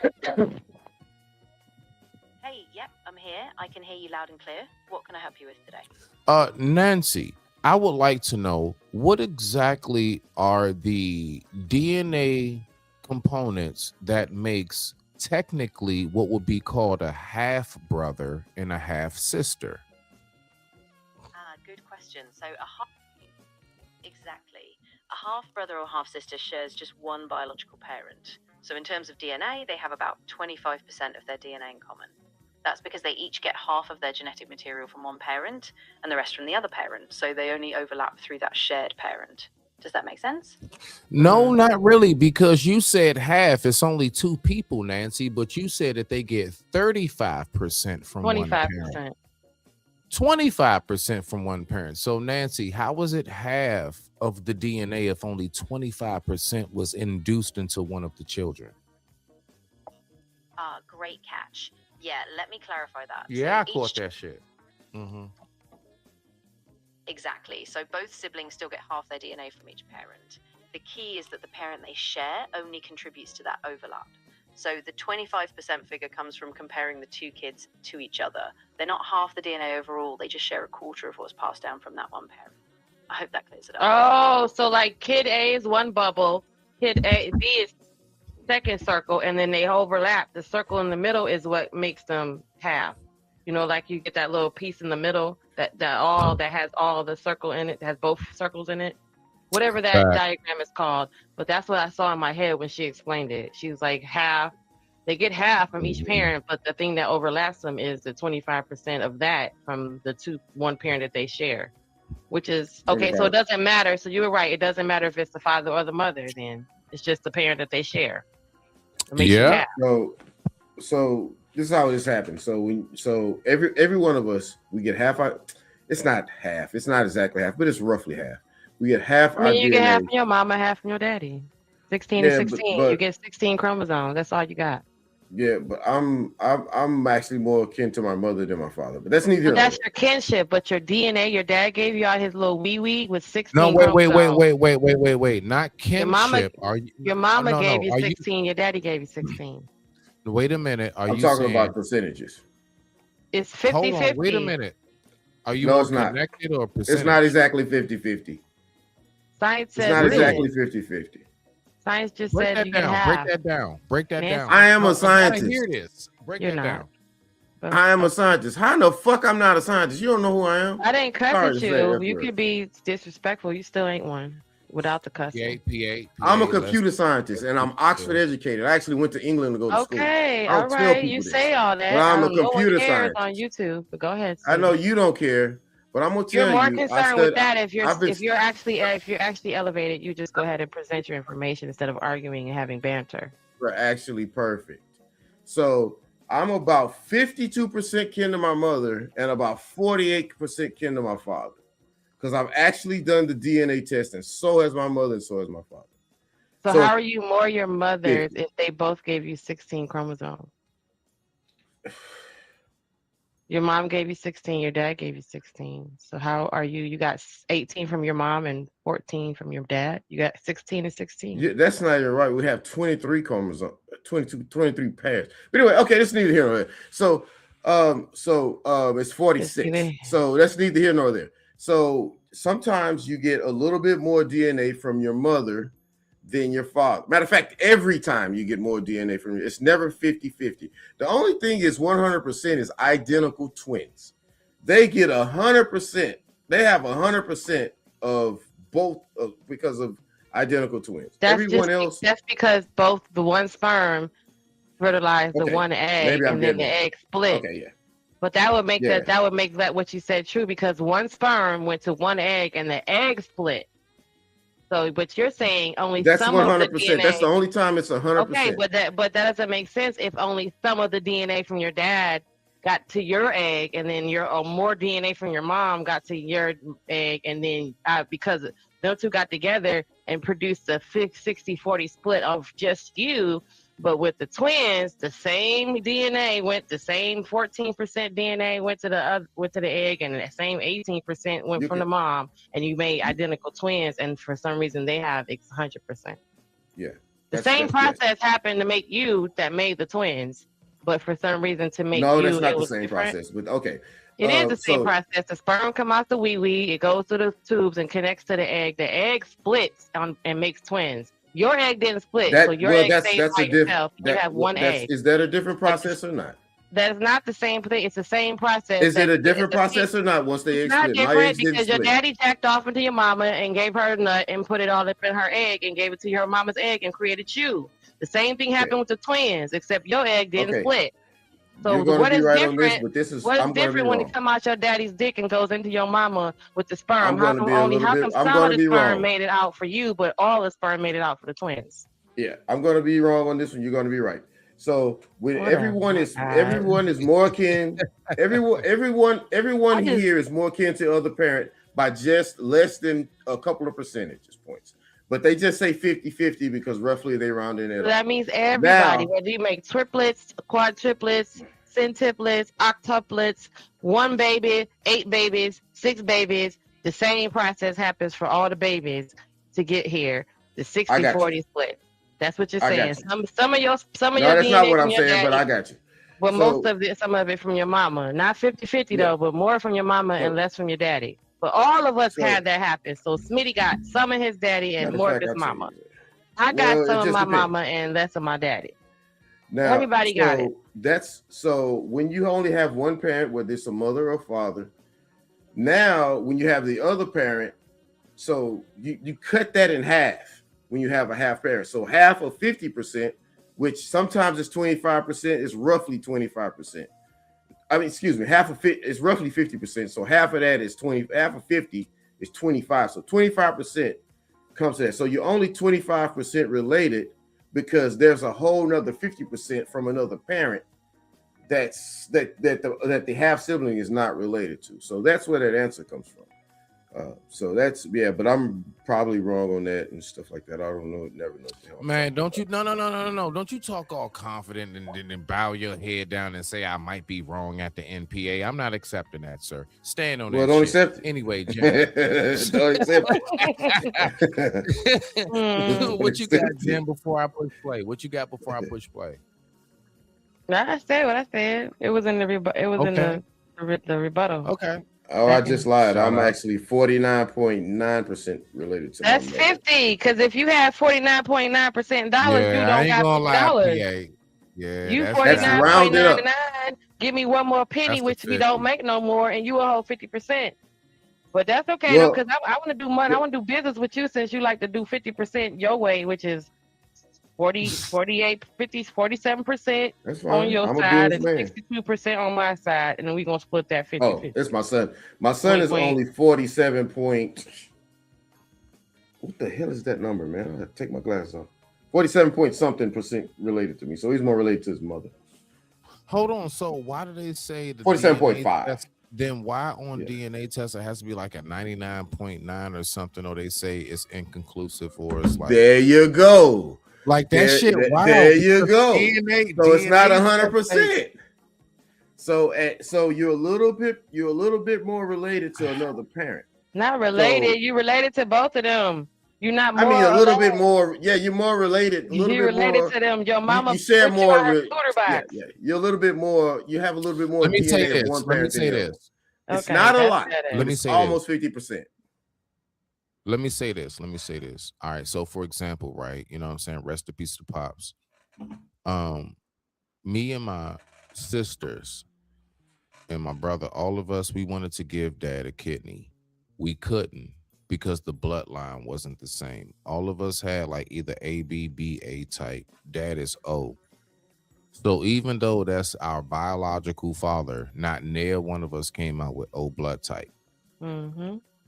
So I'm saying that in the sense of like, I don't know, maybe that could be the scientifical aspect as to why that could be blood type wise, because PA 9 times out of 10, if you needed an organ, because the organs have to be based upon the blood. I know this from personal experience, from going through this with my pops. It has to be the blood type has to be it has to be not similar, the same. Because if not, your body will reject it. And even when it is the same, right, you have to take anti-rejection medication for the rest of your life, which my father did exactly. You got to take anti-rejection medication. I'm hip. So, but my point is to land it is that it was more my mom. They said, if it was your mother, then you would be able to go ahead and do so. If my mom needed that kidney, I could clean my body up, stop smoking, blah, blah, blah, for a few months and go ahead and give that to my mother, flush my body out and give it to my mother. I couldn't do that with my pops because they did say it was different. So I'm only saying I thought it was half and half, but now that I think about it and what we just looked up and what Nancy just told us, it's like, damn, maybe that is the case, that it's a percentage. Because it has to be, considering I can't even give my father a body organ. You see what I'm saying? I can't even give him a like body the bone organ. marrow and all that when you're not even compatible. It's not compatible. I got the same thing because I got the RH factor from my father, and I'm not compatible with my mom's people. With my mom, because I got the RH factor. Well, I'm not compatible with any of them. With my blood type. I'm saying? That's crazy. And different kids get different things because. The some factors may some of your siblings may be compatible, but some not. But there's dominant. Well, then there's a whole lot of stuff. There's genetic stuff, and there's then that dominant recessive stuff and all that thing. But for as far as a DNA test, as far as what I know, as far as the ones I've taken, you're some the child is a little bit more related than the a little bit more related.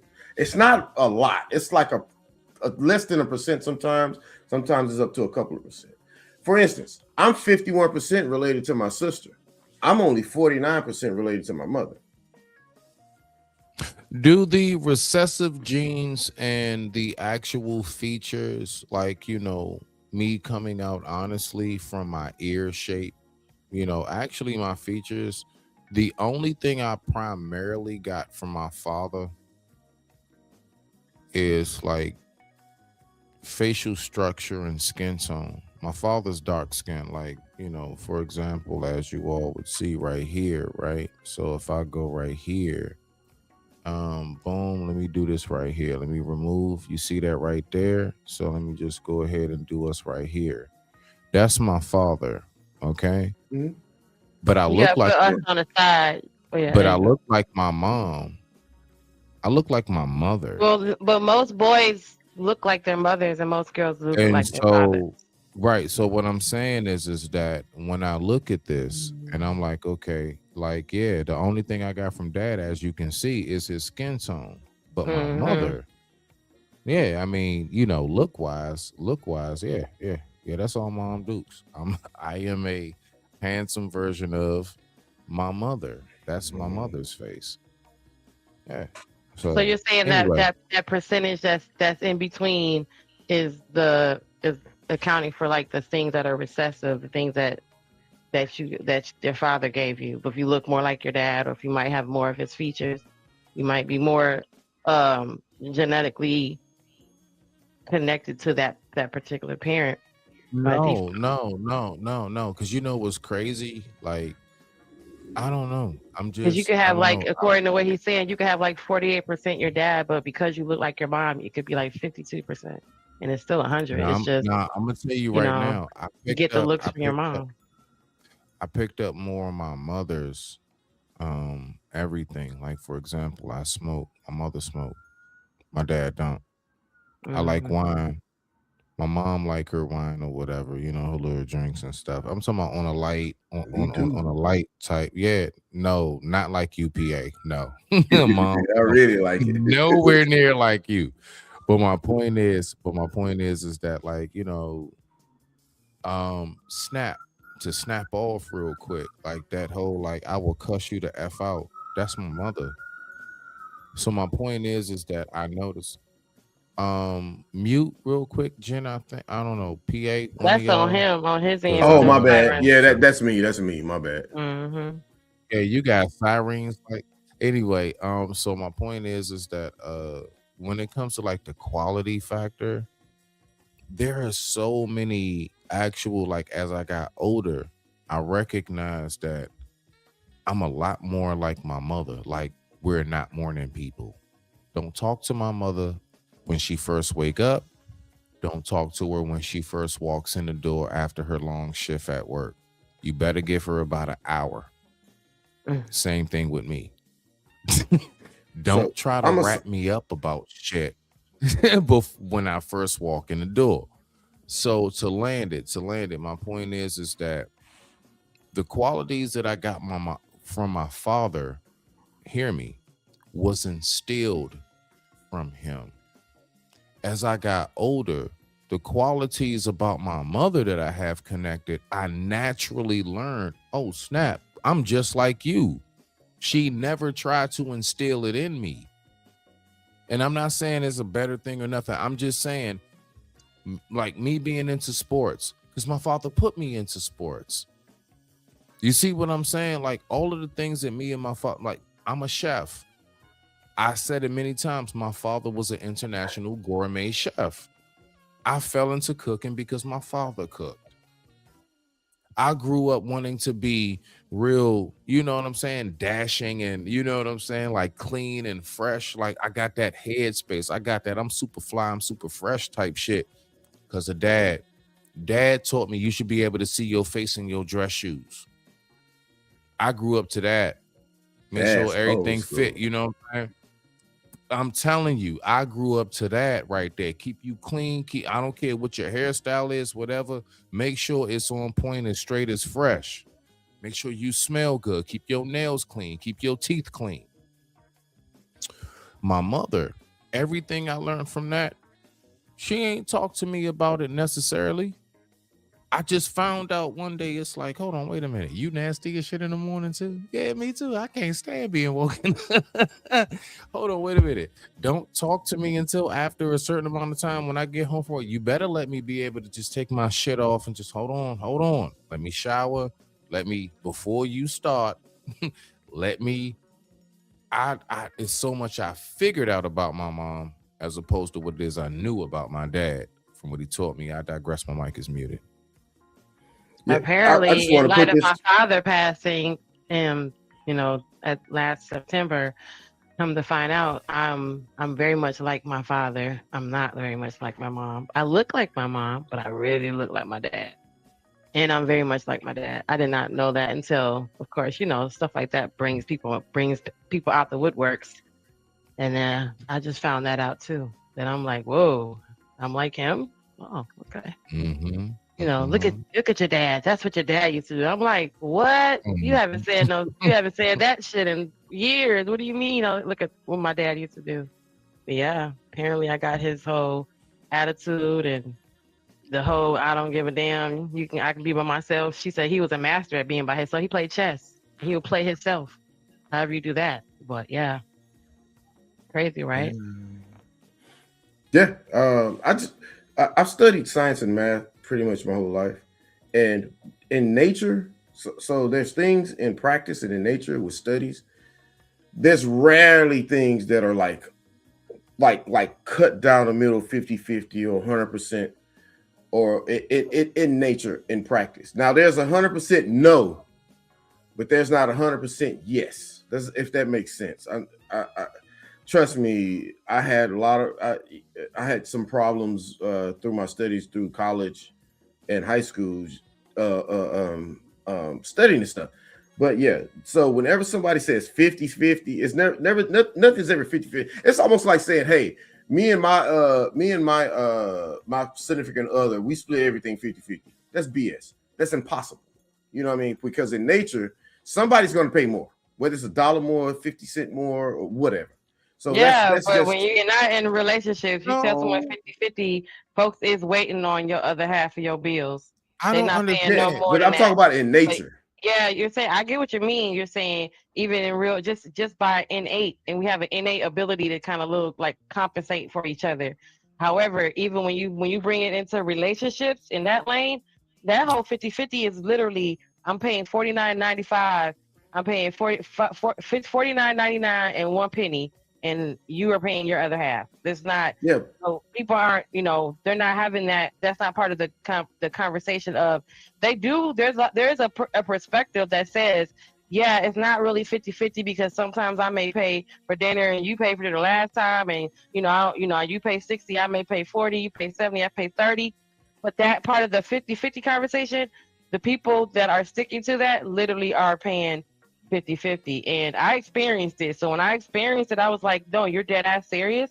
And he was like, we're dead ass serious. So when I paid my 50% to the light bill and they cut the lights off because we owed the other half of the money, like he got a real good revelation on what 50-50 looks like. It doesn't mean I'm covering your ass. It really is actually my 50%. We're roommates.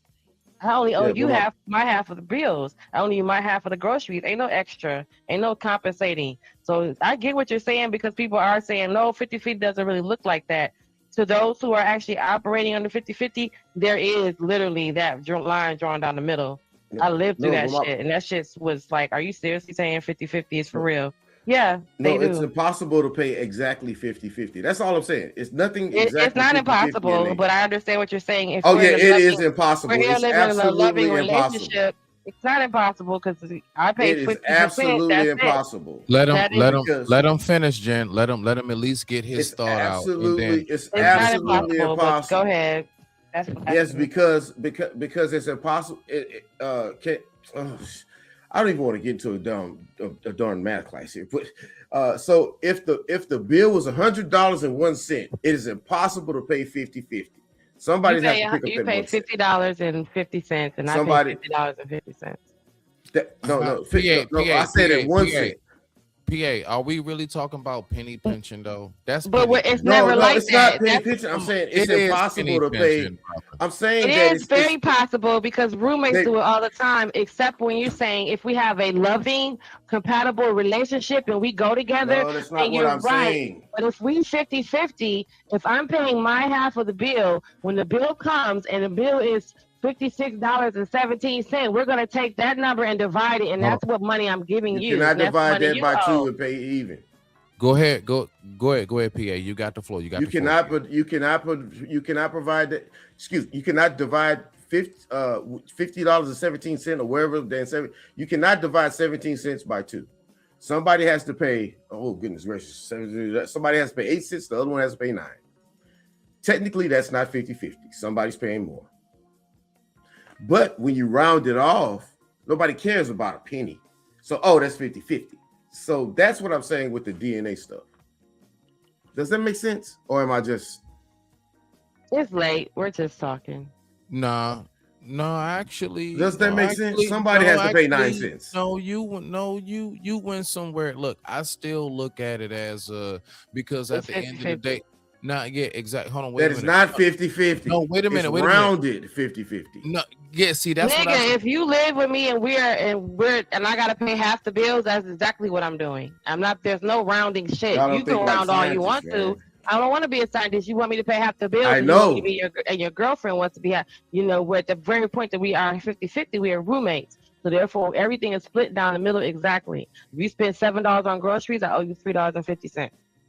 If you spent $25 on the light bill, I owe you half of that. Whatever that is what I'm not rounding up, rounding down. Now, if that's on you and your graciousness and God moves you to cover the extra penny, that's on you. But guess what? You can still go and pay your 50-50. It's the whole idea of the fact that we're splitting shit down the middle is crazy. But yeah, that's not no shit. When have you went to the grocery store and spent exactly $7? It's usually $7 and something else. I don't know if it's $6. Somebody has to pay more. $6.48.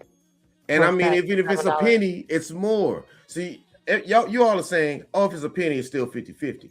As a scientist, I didn't say none of that. I just said that's on you. I'm not paying more. A penny is a difference. No, but hold on. You said $7. I mean, last time I checked, I believe $3.50 will make that 7. So if we whenever you spend $7, $3.50 makes that 7. But usually when you go to the store, it's $7.38. We're saying when the bill comes, $30.79. The rent is $1,500 a month. How much is your rent? The rent to live here is going to be $2,600 a month, $2,500 a month. How much is your rent? You can split that. You can split that in half. Now we're gonna go ahead and get back to the video. I digress. My mic is muted. Let's keep on rocking out. Hey, but they get into a fight, like I said, and it was they gonna start slugging on him. Okay. Nah, man, it was somebody that came from a famous show that's on YouTube, and we're gonna look at this. Let's go. I'll still be with my son. You feel me? Right now, I live in New Mexico. You feel me? Is there a chance that Azariah might get the kids back? There's a slight very chance. slight, very slight. That's why they're trying to move forward, get the kids to me. But I am in all my classes. I'm doing everything. So let's fast forward, right? So these two, this is what I think Jen is talking about when we get to the this part right here. This is where everything, like when I first started knowing who they were, was from this argument. What do you think the first step would be? Getting a job? Yeah. Some kind of way to make money? Yeah. It's great that you haven't relapsed on the drugs. Yeah, it's been tempting. I'll bet. Yeah, it's real crazy tempting. story you guys getting have. high yesterday. Yeah. It is. It is. You could write a book on this whole story. Right. There's a movie that should be made about. Yeah. I was thinking I want to make a reality TV show. I think that'd be freaking crazy. You feel me? Well, I told you guys a while back that you should have done that when you guys were together. That is if networks are looking for a reality TV series. Now we're going to look at when they were together and the conflict that they had with somebody who was known on these YouTube streets. Yeah, something like that. You guys had it. That should have been back then, you know, like when they like were the personal interviews, whatever. And this bitch ass nigga got me fucked up because yeah. No, I'm glad you guys are getting along. Yeah. I'm just, I'm just trying to work through stuff and stuff, There was that one video that we shot of Sharp, who a lot of my regular viewers know. He wanted to do a talk with his Raya. Yeah. And we set it up. And what you say, PA? You said pause. Sharp. Yeah. You hip. Yeah, you hip. Let's go. It was all scheduled. And then last minute, as Raya said, I want to bring, she was probably intimidated by Sharp, which a lot of people in their right minds would have been, because he's a very strong personality. So she asked if she could bring you. Yeah. And I asked Sharp, and he goes, yeah, that's fine. So you guys all got together here. And it was a mess. It was such a crazy, chaotic mess. It was a mess. That I couldn't even post that thing. Yeah, it was a mess. I didn't want that craziness on my channel, but it was like Jerry Springer times 5. Right, boom, and I do the side-by-side comparison with your text messages, and you're directly contradicting the shit that you say up on the videos, bro, with your text messages. Where did you come into How play is this on at? this, though? Like, why are, like, and this is a real question. Okay. Let me hear this. You know what I'm saying? Like, why, and it's simple, I'm going to throw it out there pretty surface level. We know of her, right? Yes. Why are you here? Why am I here? Where do you exist in this entire equation? That he's my because that they who gives a fuck? There's a Right, but he's the one that stayed. He's the one that stayed and gave me purpose. That's where he come in. He stayed and gave me purpose. He stayed. He got me out of drugs. Right. But he also stayed. He also made me get off of drugs. He also put my life in order. No, listen. As a family member. No, listen. How? What family did I have besides him? Yeah, but he's definitely calmed down a lot since then. Yeah, I'm way chill now. I think he's starting to. You've been PIMPing your half sister. Come on, yeah, Sharp definitely. I mean, just from his conversation. I mean, what you got for that so far? What y'all got for that? I don't really have much nothing. I don't know. I don't know the aspects, but if PIP in anybody is, I don't have a whole lot of respect because I tried to step into that realm many years and many beers ago, and to try to take advantage of that industry and pocket money is just, I'm just not built like that. And right. And I mean, I easily had another way out because I was in school or whatever to become I think I was in school, but that's neither here nor there. And I was finishing up. This is back when school was important. Now it's not so much. It probably wasn't important then, but that's neither here nor there. School is still important. Don't say that. But like, to become a computer scientist, a computer engineer, you can learn it on YouTube if you have the drive. And paying a university, running up big bills for that, I don't think is a very good idea. That's just my opinion. You know what I mean? If you can do it for free. Jen, yeah. But anyway, Jen, let's go ahead. We're gonna play a scenario. Okay, Jen? Let's go ahead. I want you to get into character. This guy is your son. This woman is not his half sister. Okay. So no, listen, we're playing. Just come on. Let's go ahead, role play. This man up here in the green fleece, he is your son. This woman up here is not his half sister. So we're gonna make it so, let's say this just a strag he met on the streets and everything. You haven't talked to your son in a little bit. Y'all been a little bit estranged, although you did everything you can to raise him the right way. And then you pop up one day and you see this video, right? Whether a colleague sent it to you or just popped up on your timeline, and you're like, that's my dad. On baby, what the hell is Deshaun doing up this? So now at that point, you have your son's information. You know how to contact him. Let's just say the circumstances you choose to, contact him. What do you say to your son? You see this. He's PIMP in a woman. You raised him better than that. What do you as a mother say to your son? If that was the circumstance, Lord forbid. And that's not his sister? No, yeah, exactly. Nah. Just a regular in your body? Just met a strag. Yep, that's just a strag. And then I see this online and he's arguing with some dude about pimping this girl. There you go. What do you say to your son? I mean, I don't know.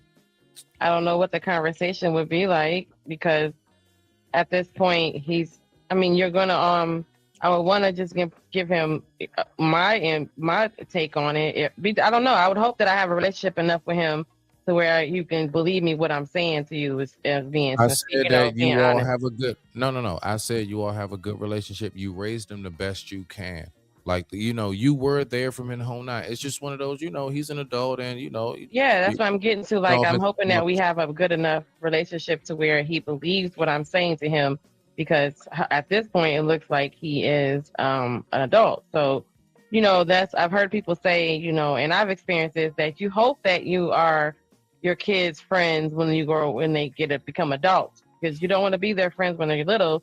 You want to be their friend. You want them to like you at least, So I'm thinking, hopefully, that we have a good enough relationship to where he believes what I'm saying whenever I'm saying to him about what he's doing, because a lot of times that's the thing that people do things and you say, well, and we give them a spiel, or we say to them what we think is right, and it's not that. So you just want the person, I would hope that you just want them to believe you. Like even, talking to your daughter, she believes you. That's half the fact that she believes you. You could tell her anything, and she's, especially if she has, that's, if she reveres you as a parent. So I would hope that I have something to say to him, that he believes me. I'm not just giving him no mommy loves you rhetoric, if we're here if you need, all that, because that's kind of like, a broken record. So I would want to say something to him that will let him know that I have his back. I'm here for him. I understand whatever decisions he's making. I can't make him make another decision because he's an adult. I could just let him know what I feel about it and what that means to me, and hopefully he believes me. Because some parents have, kids be out there and then they don't give a shit what you think, because that's why they left you alone, right? There's a lot of people that ghost their parents, as adult children. So, even if you had a good relationship, they want to be so far removed from that whole life that they don't talk to their parents, even if their parents were good to them, right? They don't want to end up like them for whatever reason. So you have all that to add in there, that hopefully you have a relationship where when you do call your child and you say, hey, honey, just let you know mom's here for you.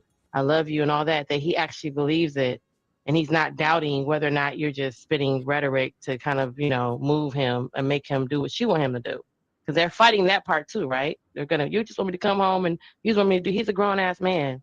Mm-hmm. And all you can do is let him know you're disappointed in him, but you hope that still matters, because when they're grown, your disappointment don't mean shit to some kids when they become adults. Some parents, some kids do. We still have that effect on our children, that if your disappointment still breaks their heart. But for the most part, a lot of people, when they grow up, your disappointment, so what? Okay, mama, I'm grown.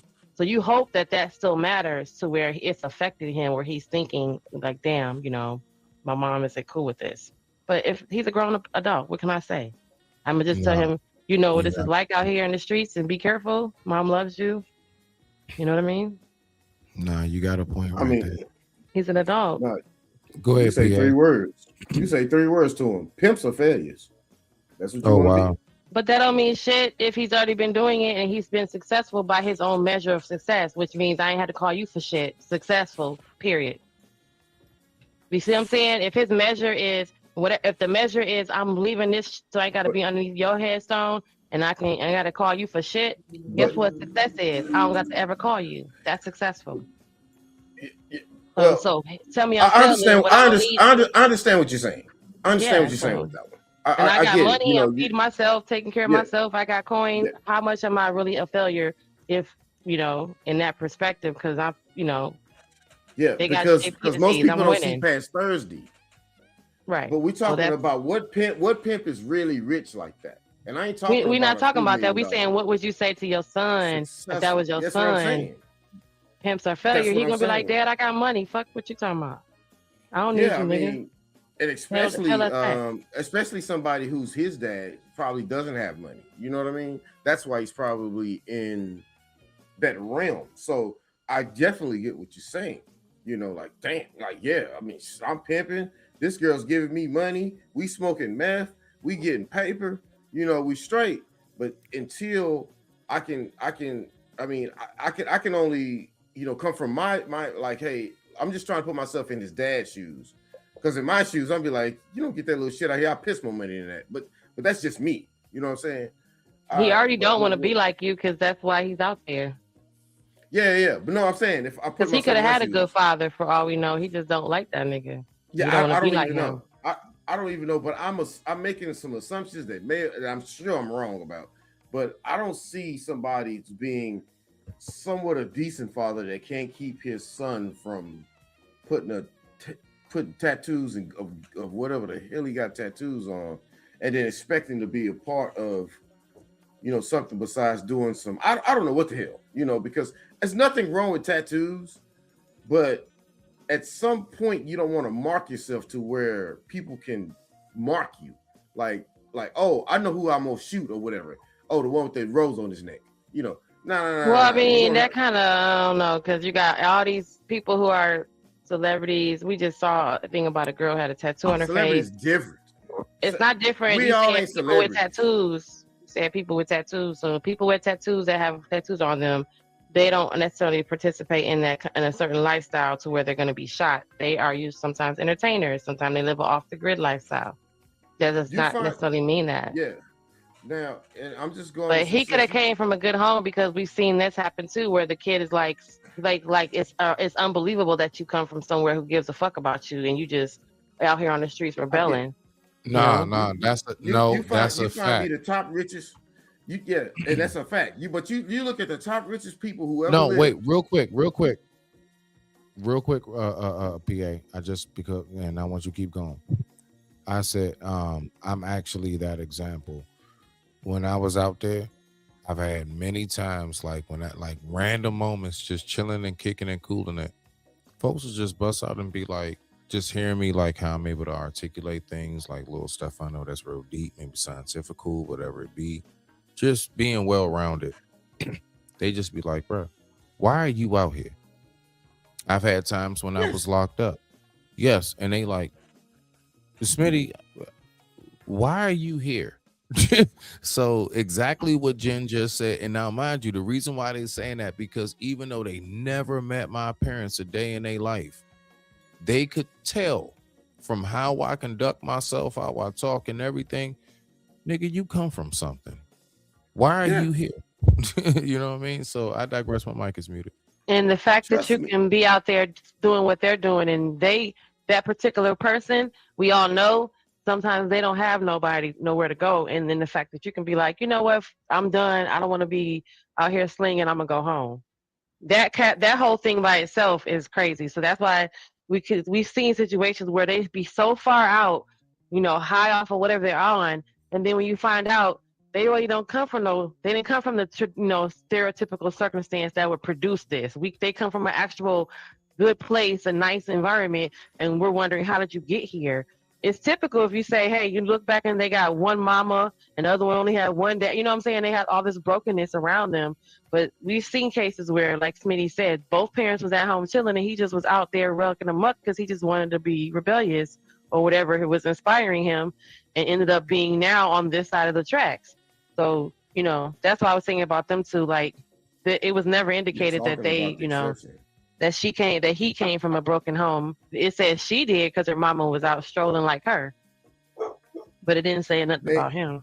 They have brother and sister. Of course, they both came from a broken home, and they sitting there boning each other. No, I mean, one when you're parent, talking about one person got a family, and the other one got one mama. They have brothers, but one parent got with somebody else. So now that child has a family, but the other mama didn't ever get with nobody else. So she been a single mama. So this, you know what I'm saying? That's what they're saying. So the one that got two parents, and the guy or the person, the other person couldn't sit there and say, hey, you got a sister out here. You telling me that's not a broken home or a broken parent? Of course he's broken or she's broken. Even though they had two people in the house, of course that's broken. You know what I'm saying? And like, trust me, Are you saying his parents, like their parents, knew that the other kids were out there? You think their parents knew that? Yeah. So her mom knew that she has a brother out there somewhere, and vice versa. I'm saying one of them knew. Somebody knew. Or somebody, that the other one existed. Knew is a very, very strong term. Somebody had a clue. A clue. Okay. Somebody had a clue. He said that's a strong accusation. Yeah. Somebody had a clue. Somebody knew something. Somebody had a clue. I can buy it because I have a house. I guess I would. I don't know. I have a sister that's got a separate mom, but we have the same father. So yeah. I mean, it's not that we don't know each other exists. It's just, you know what I mean? We got our own family. So, you know, I understand. I see how that can work. Like, it's not that I don't know she's alive. I do know that, but I just don't know her. You know what I mean? Introduced, right? Somebody introduced like, hey, that's your half sister. It could have been a half brother, right? But somebody like, hey, the parent that we have in common told us. But I guess if he never tells you, then I don't know. Then that's a broken home if somebody's not telling you. That's or maybe he don't know, because some of these dudes have kids and don't even know about it. Look, some men have kids and they say they don't know about it until the woman. Of course, yeah, because they can say something. Of course, but men, look.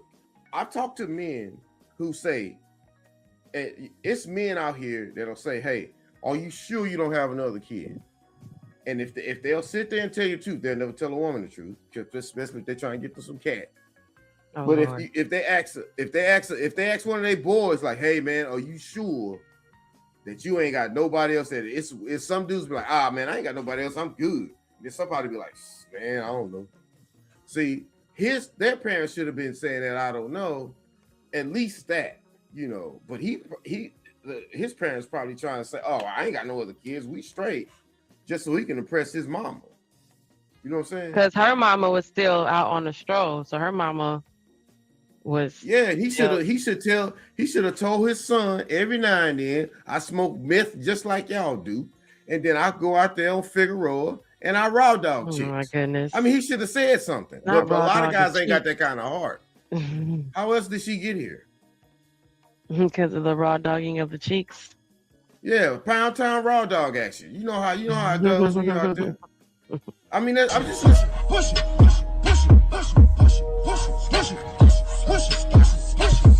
Go get the money.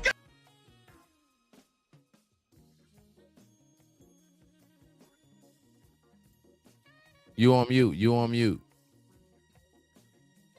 Take it off mute. My mother, like I have a similar story where my mother was one of the top. She graduated as a biochemist and was recruited by some of the top medical schools in the country. And her children paired, besides myself, her children paled in comparison to her achievements. So we don't listen to our mothers all the time or our fathers, And so I understand that part that could have been, but from what I'm seeing from this story, that dude ain't that. Now I may be making assumptions. You all are talking about exceptions instead of a rule. Usually when a kid is going astray, they ain't got two parents or somebody on their ass and they just not listening. some of that shit, some of that stuff sticks.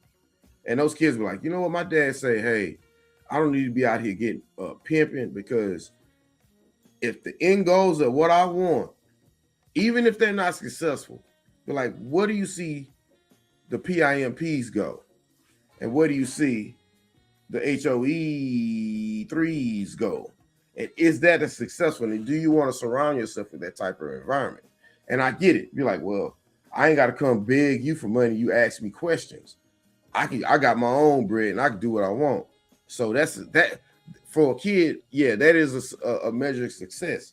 But then, like my mother told me, she was like, oh, is it really successful? And then she pulled out like, hey, what you doing right now? All right, I got half of that right now too. And I ain't breaking no law. Now what?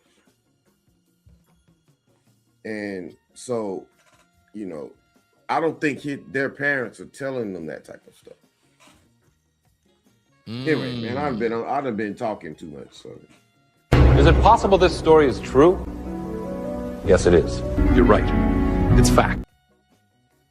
Nah, you on point, PA. Let's go ahead, look, because what I want to do, I want to get through at least about a good 5 more minutes of this video or so. You know what I'm saying? We can talk about that a little bit, and we're going to go ahead. You know what I'm saying? Y'all know how I do. You know what I'm saying? 3 hours max or whatever. So let's go ahead and get it in. Grow a little bit more. Mature a little bit? Yeah, I ain't trying to, you feel me? I'm worried about my kids, you feel me? I ain't got time for the games or none of that. You know, just trying to stay out the way. Feel me? Stay focused. That's it, that's all. Yeah. What are your biggest regrets? Mine, in general, coming to California. I should have stayed my black ass at home. Bro, what is the problem here? Bro, hold on. Wait a minute. You're missing the point. You don't know about that midnight train to Georgia? No, man, bump that shit. Why wasn't... Hold on, man. Let me... Are you playing with me? California. Why wasn't your answer? Why wasn't your... What was your biggest regret? This knucklehead said, coming to Cali. Why isn't your biggest regret having babies with your half sister, nigga? I just... God have mercy upon us.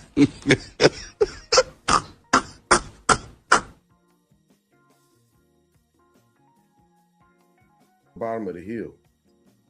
I'm just saying, that shit crazy. Your biggest regret. He said, can we stop there? His biggest regret is coming to Cali, not having babies with the mother, with a relative. With a relative. I don't care if it was dad's nut or if it was mom's for JJ. How's that not your biggest regret?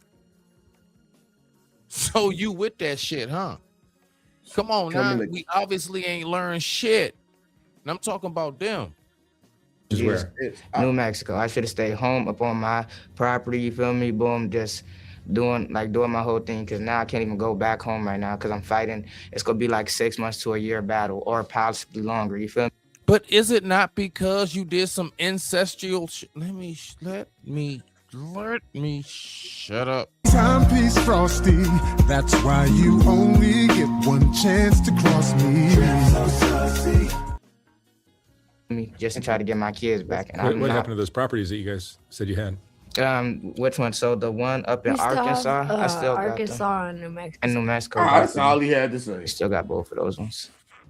And did you guys lose the kid? You didn't lose the kids because you guys were no homeless or nothing like that. It's just because of literally the fight. The fight and no car seat. And they came, and since he had prior cases, just snatched my kids. Didn't even give me no option or nothing. Wow. Fucking wow. Yeah, CPS doesn't mess around. Yeah. I know the last time we was up in court, the whole like our little videos whatever popped up and stuff, but there's like not too much they could do, you know, so it's cooling. It's cooling. Feel me? Israel, what are your biggest regrets in your life? Probably just not knowing when to close the door and walk away.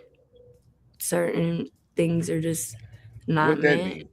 Well, no, yeah. What does that mean? You should have kept your legs closed and never opened them in the first place to your brother. I'm going to keep emphasizing that. This shit is not like, why they not highlighting what's up with y'all as like siblings on some other shit? Women I can't keep should their have put legs myself closed. and my kids and our happiness before anything else. You've been And I great. felt like I felt them as a mother. You failed them. Yeah. You also picked some questionable characters to be questionable around. partners. Yeah. I got a call just like a couple nights ago from Fly. He called me from prison and he wants to do a video. And I'm like I can't, the prison's not going to let me just come in and do a video with you. Right. And he's stuck in there for years more. Got no money, they will. So I said, maybe when you get out, let me know. It's crazy. Yeah. And I'll be like that. All right. Well, I'm glad you guys are healthy. I'm sorry you're going through all this crap. It's all right. You gotta go through these dark days to appreciate the light ones, you know? Well, that's how you learn, I think. Yeah. And I think the lesson here is there's benefits in doing the right thing. Yeah. Making an honest buck. Yeah. Don't get me started on how this guy's been giving honest bucks to most of the people that's been on this platform, but we ain't gonna get into all that. Listen, make an honest buck, really? Yeah, I mean, that's like, come on, man. Listen, I'm gonna say this how it's supposed to be spoken about. Like, this is absolutely out of this world ridiculous. Period. First and foremost, I don't know. Do y'all know successful circumstances where the PIMP went on ahead and impregnate his top junk and had a successful marriage for a long time and there were no issues and shit? I'm not saying there's not near one. I dare somebody try to come up with an anomaly. I'm saying overall, from what I do recognize, a pimp, a PIMP, excuse my language, because we got to watch that, y'all. That's why I keep spelling it out. A P, right? Let's just call it a P. A P who has his O's, to go ahead and impregnate one of your O's is equivalent to when Biggie say, don't get high off your own supply. No, I don't even think that's equivalent. It's equivalent. I disagree with Biggie. It may be a little similar. Because now, hold on. So you telling me that if you had a fleet, you probably do, knowing your ass. Not a fleet. I don't get out like that. So you telling me? Nah, but just hear me though, PA. So you trying to tell me right now, like, if you got like a lineup, let's just call them a lineup. You got your lineup. I've been in that industry. Like I've stepped here and there, and I've pulled money out of women's high heels. Let's just put it like that. You know what I mean? So I get you on that, but I'm saying though, have you ever looked at one of them like you want to get them pregnant? No, I want us to stay real far. Okay. I want to stay tunnel vision. But we're just talking about me. Now, I'm just talking about the situation as a whole. Even on you. Let's keep it tunnel vision. Have you ever thought about you personally getting them pregnant? Well, you got to understand this part. Shit. What they are doing for a living, I'm trying to have them be a mother and re-raise a child. I have to sit there and let them suck liquor out their mama's titty because they about to go on the stroll. You know what I'm saying? Why, you know, I've seen that. You know what I mean? I've seen that. I've seen women drink while they breastfeed. I've seen that, right? I've seen that. And this is in South America? This is in South America? Here in Texas. here in Texas. Now, Okay, all right. So hold on. All right. So wait a minute. All right. So hold on. PA, directly answer exactly what I was asking you. the answer is no, because they are hoes. Thank you. Excuse me, 304s. And however, pimps have a mentality. All women are like that. That's all it is. It's just that which ones they can break. Yeah, P's have a mentality just like H's have one. Right. Just like H's have one. And they're both wrong. Dead wrong. But kind of right. You know what I'm saying? So he said, but kind of right. Yeah, because I mean, one of the wise people once told me one time, man, I'll never forget this. I was in college. He was like, he wasn't even school. It was his dad, and he said the world is full of H's. So either you're P or T. Right. So that with that mentality, yeah, they might want to do that, but you asked me, was it going to be successful? Of course it's not. What H is successful? Okay, all right. What P is successful, and what T is successful? I don't know. I'm asking you. You said you dibbled and dabbled in that Trump. life. I've never had. I'm just saying. Not Trump. It's crazy. Yeah, Trump's wife is an H. He said, Trump's "What a T is successful?" He said, "Trump. Which T is successful?" Because his wife's an H. No, right? Come on. Male or the H. Come on. You go see her movie? You go see about her new movie? Man, I ain't watching that BS. His wife's an H. Here we go. He bought her. I don't know. She probably sees a little pricey. Free her. Oh man, you can use whatever euphemism you like, sweet. That's what he said. Yeah, but he rescued paid her from the mean streets of wherever the hell she came from. With what? His money. It was a rude mean streets over there. No, not just money, influence as well.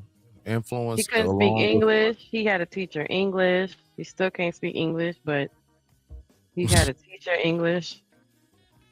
Man, Trump badly knows it was hard over there, hard out here in these streets. Trump, anyway, Trump ain't teach nobody that. Man. He says, I taught Melania English. Listen. Taught her some good words from New York. Trump says he's a 2.6 golf handicap. Hold on. Listen, we have to recognize that all presidents have certain qualities and certain things that have benefited the people, and all presidents have most qualities that do not. What? There Which Bushes you talking about? All I know is that look, y'all know George. how I go. Like, I'm not with none of that shit. I'm just saying for those who are with it, those who are gang, okay? Every single president that you guys go for, okay?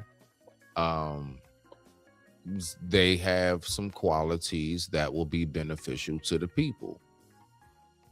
And then there's going to be a lot of things that they're not going to have that's beneficial to the people. Every single president that you can think of and name. Every single I can't think of nothing beneficial that dude's ever done in his life. Trump is here to fizznug, shiznug. He freed some black folks from prison. Okay. I'm trying. And then he also tried to lock up the Central Park. No, you're right. He did do that. He gave Lil Wayne a pardon. I like Lil Wayne. He tried to lock up Central Park 6 forever. I mean, listen. As much as we be like free mans in them, if he gave pardons to us, bro, I mean, are you really mad I'm not at gonna it? let Like, somebody. would you be mad at it? You know what I'm saying? I ain't gonna elect somebody president so he can free Lil Wayne. I like Lil Wayne more than almost any other rapper. I'm not gonna lie. This is one thing, even though I did not vote for him. No, I didn't. I'm just hearing about what he's done. I'm very thankful that man is taking the time to go ahead and make sure that illegal immigrants cannot take jobs from those of us who are homegrown citizens, and our nieces and nephews, our uncles, cousins, fathers, mothers, everybody need those jobs, and we should be first priority. I don't care what else Man, that's anybody talking about. BS, No, that's man. Well, important. That's do you think that important. that's part of his personal agenda, that he thinks that he doesn't believe? I don't care He why believes that he's America doing it. should be If doing it's all the work. benefiting, Like, yeah, but he wants the industry to come back to benefit him, the big, I don't care know. why he's doing it. What If he's job did they giving us take from your jobs, family? then if he's giving us jobs, listen, I'm making a point. The point that I'm making is, I would say, yeah, if anybody asks what would be an example of something, like you would say, what's the benefit, Smitty? I'm just making it clear, something like that right there. I am for like this immigration reform, whatever it is, as far as put us first. We having too many of our dollars taken away. I'm talking about, and it ain't just going from jobs. I'm talking about like healthcare, mental health services, homeless, drug addiction, all of these other facets that we need in our community, education and all of that. Yeah, the more we exclude all of that and put the money back into our own pockets, I'm down with that. I don't care who is in office. I don't care if it's Orange Man bad, or I don't care if it's old Mr. Narcoleptic sleepy pass out during the meeting. You know what I'm saying? Like, whoever is going to put that into motion, I'm with you. If it was Joe that put that into motion, I'd be like, hell yeah, I agree with that shit. I agree. That's what we need. They should have made him.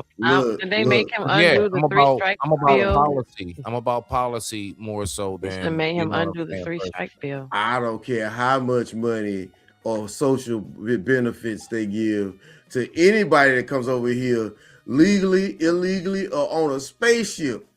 I ain't picking none of that cotton, them strawberries, or nothing.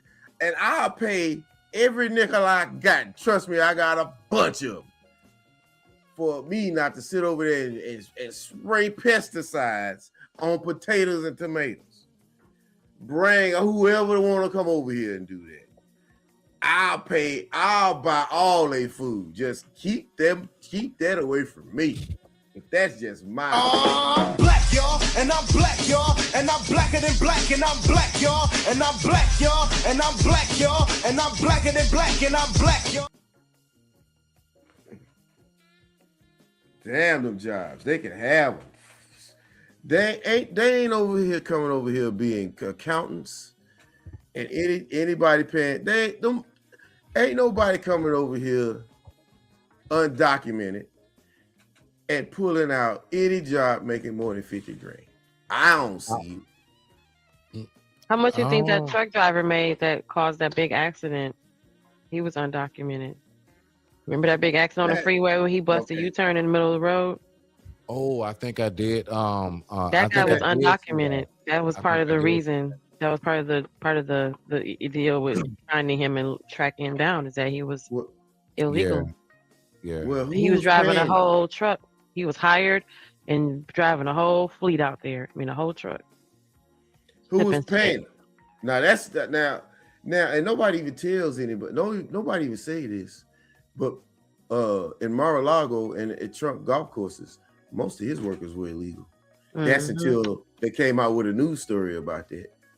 And then he had to, because they work for less. I get it. So don't sit over here and throw a rock and hide your hand. That's what he do. You know, Trump said he met the president of Puerto Rico. He's saying that what? What are you talking about? Say it again. Trump said he spoke with the president of Puerto Rico. And he spoke with the president of Puerto Rico. Okay. So he spoke with the president of Puerto Rico. So it consisted of what exactly? Like, what are you saying? All right. So is it something we should be worried about, or they was just having like tea and golf? We should be very worried about him speaking with the president. Why? No. I'm just saying that. There you go. You got the floor. Tell us why. Inform the people. Right. Why? He is the president of Puerto Rico. He spoke to himself, is what he said.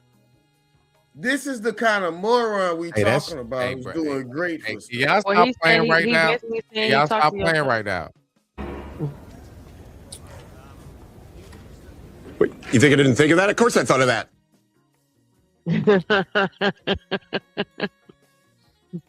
Go ahead, PA. Why he didn't speak to the president of Hawaii? No, the Virgin Islands. He might as well. Hey, y'all wild as shit for that. No, I'm just saying This is the type of people say he do great. Okay, yeah, he gave Lil Wayne a pardon. Okay, Lil Wayne has been a big part of whatever he's been a big part of. Okay, yeah. He watered some flowers in the garden sometime, you know. Yeah. But on the whole, man, this cat's a disaster. He's ruined stuff. It's people who are dead right now because of this moment. Anyway, I don't. That's not talking about it. Trump is doing things that most presidents will be scared to do, and I think that's what's scaring people. I think the people have been used to us having a president that is, I'm going to make sure that I come off comfortable so you could stay comfortable, and I think he's jumping off the ledge. He's jumping off the ledge now. Listen, this is what I would say. Should he give like speeches? No. I think he should permanently have like a speaker for him that just go ahead and make sure that he doesn't say the shit that he would say. He's supposed to be reading that prompter. He don't never stay on the damn prompter. Like on some real talk. So I'd be like, who asked you that, Trump? This sounds like an old person. Well, I'll tell you, over there in Russia, I'd be like, what the hell? What is he saying? He said that George Washington took over the airports in the Revolutionary War. well, listen.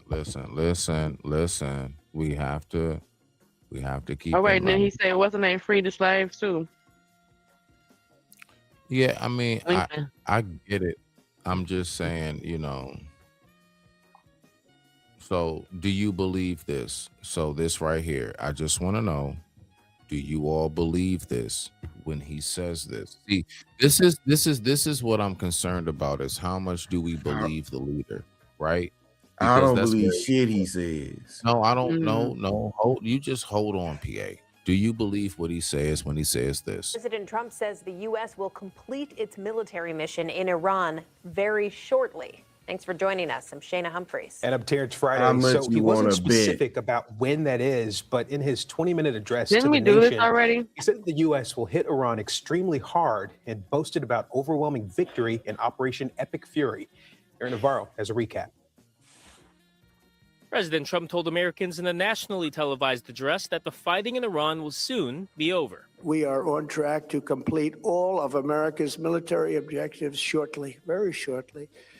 We're going to hit them extremely hard over the next 2 to 3 weeks. 2 weeks. Everything's 2 goddamn weeks. About a fifth of the world's oil supply travels is not necessary to end the fighting. When this conflict is over, the strait will open up naturally. It'll just open up naturally. They're going to want to be able to sell oil because that's all they have to try and rebuild. It will resume the flowing and the gas prices will rapidly come back down. President Trump says it's up to others to open up the strait and get the oil flowing again. And he had particularly harsh criticism for America's allies in NATO. Build up some delayed courage. Should have done it before, should have done it with us as we asked. Go to the strait and just take it. America's allies say this is not their war. He said it, just take it. Like you grab them in the They will not be dragged into the fighting or abandon the alliance. NATO is the single most effective military alliance the world has ever seen. And it has kept us safe for many decades. And we are fully committed to NATO. CBS News has confirmed NATO Secretary General Mark Rutte will visit President Trump at the White House next week. Aaron Navarro, CBS News, Washington. Everything with this. Do you believe him? Do you believe the president? That's our leader of the nation. That is who is in charge right now, or at least the mascot of what is in charge right now. So do you believe him? I don't believe. Every time somebody ask him how long it's going to take, it's always a couple of weeks. It's always shortly. No, a couple of weeks. It's always 2 weeks or a couple of weeks. Hold on. He caught the president. that president in what? Venezuela. He did that how he said he would. You know what I mean? Didn't he? I'm just playing devil's advocate. I ain't got no goddamn Golden State. I'm just saying. It feels like we've been through this before, though, with the president saying this. No, because Mhm. I can The I can tell you Iran for a Contra fact. scandal and all that crap. No, I can tell That you was for right now. that was during Bush, right?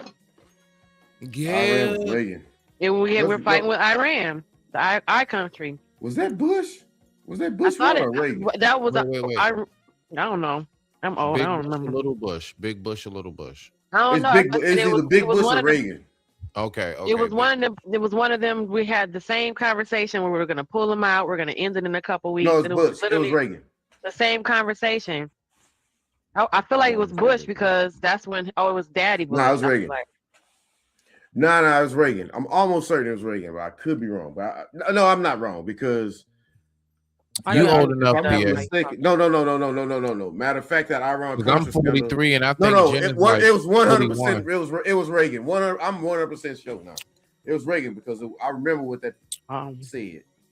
Yeah, it was Reagan. Yeah. It was. Yeah. But I know why people. I know why you said it was Lil Bush because his vice president was kind of the czar or the guy that was over it. That's Cheney? why You talking about Cheney? No, because Reagan's vice president was Bush, was Daddy Bush, and Daddy Bush was over the Iran Contra scandal.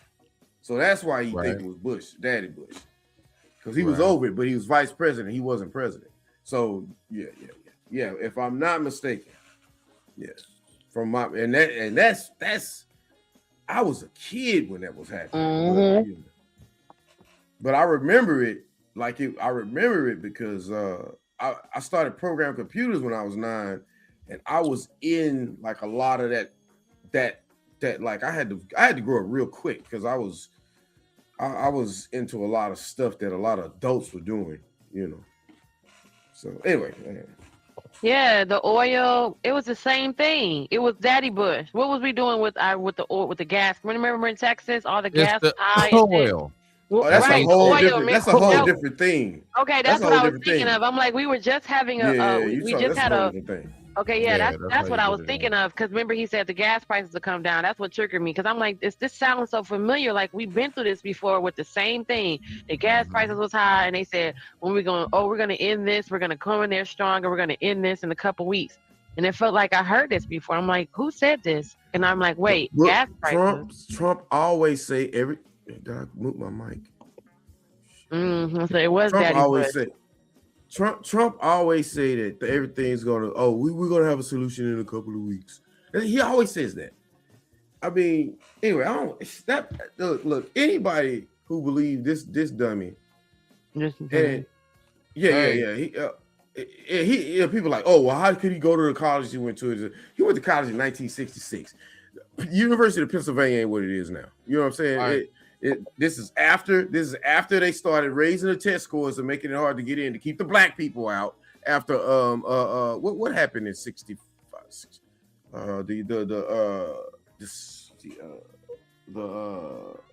What's the one Lyndon Baines Johnson's punk ass sign? The one that keep the Voter Rights Act, the Civil Rights and Voter Rights Act. Yeah. Mm-hmm.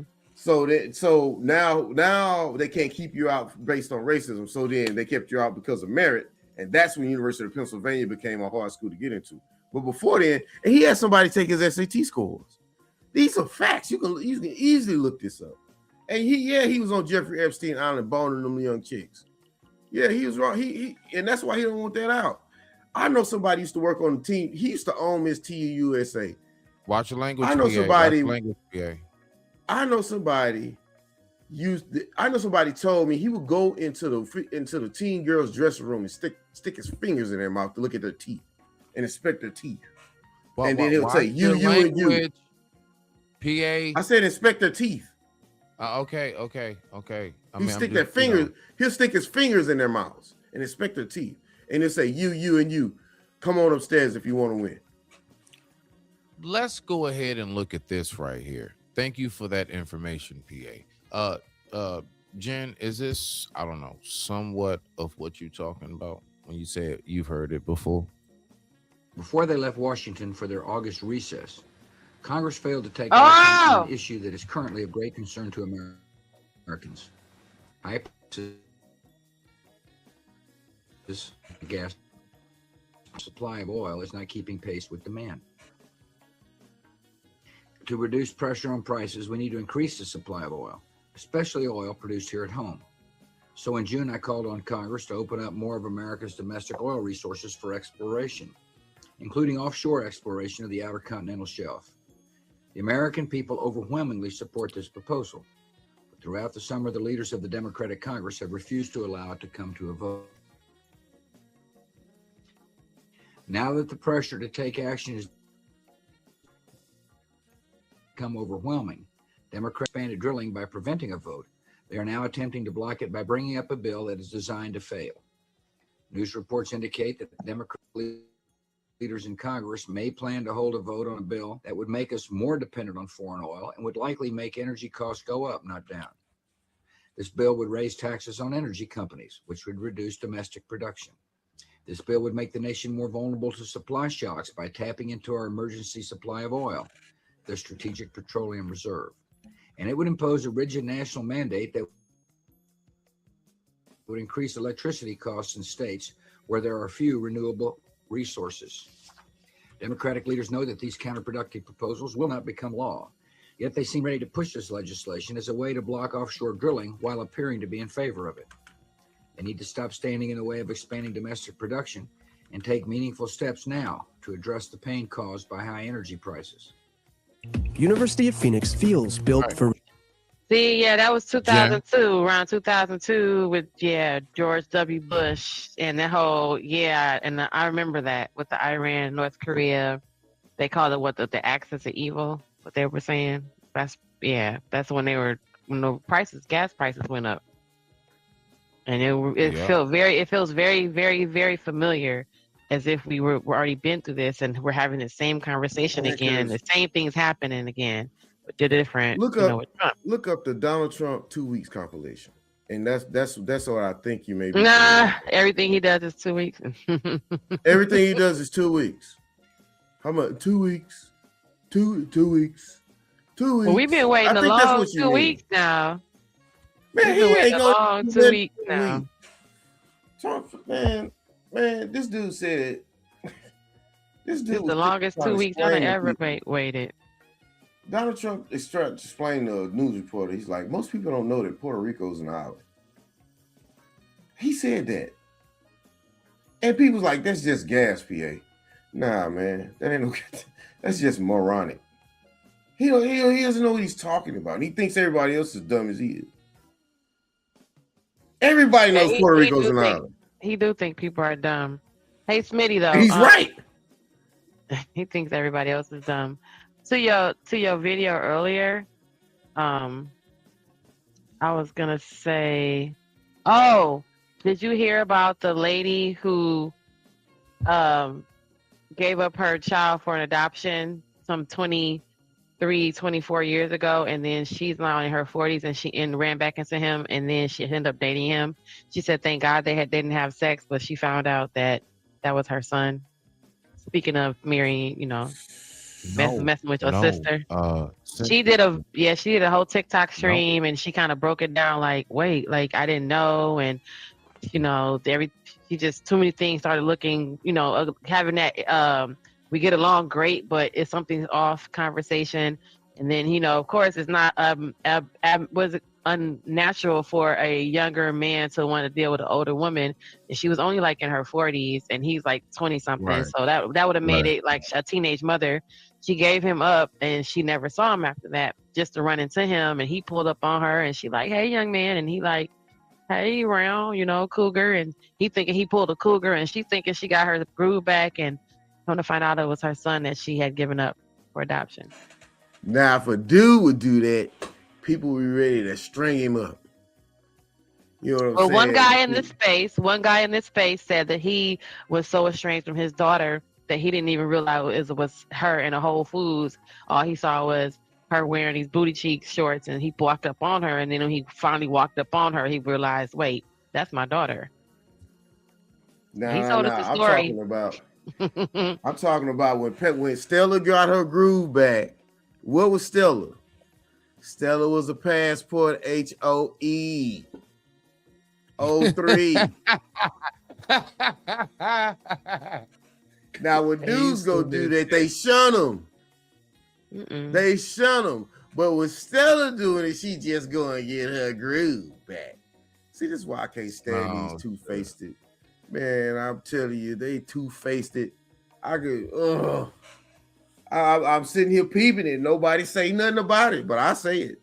Like, oh yeah, she just getting her groove back. Ain't nothing wrong. I mean, Pretty Woman was on the lines of the man being the person pulling the woman out of the younger woman, and no one cared about that. I mean, and they should, and women don't mind. Nobody cared about that. He was over there.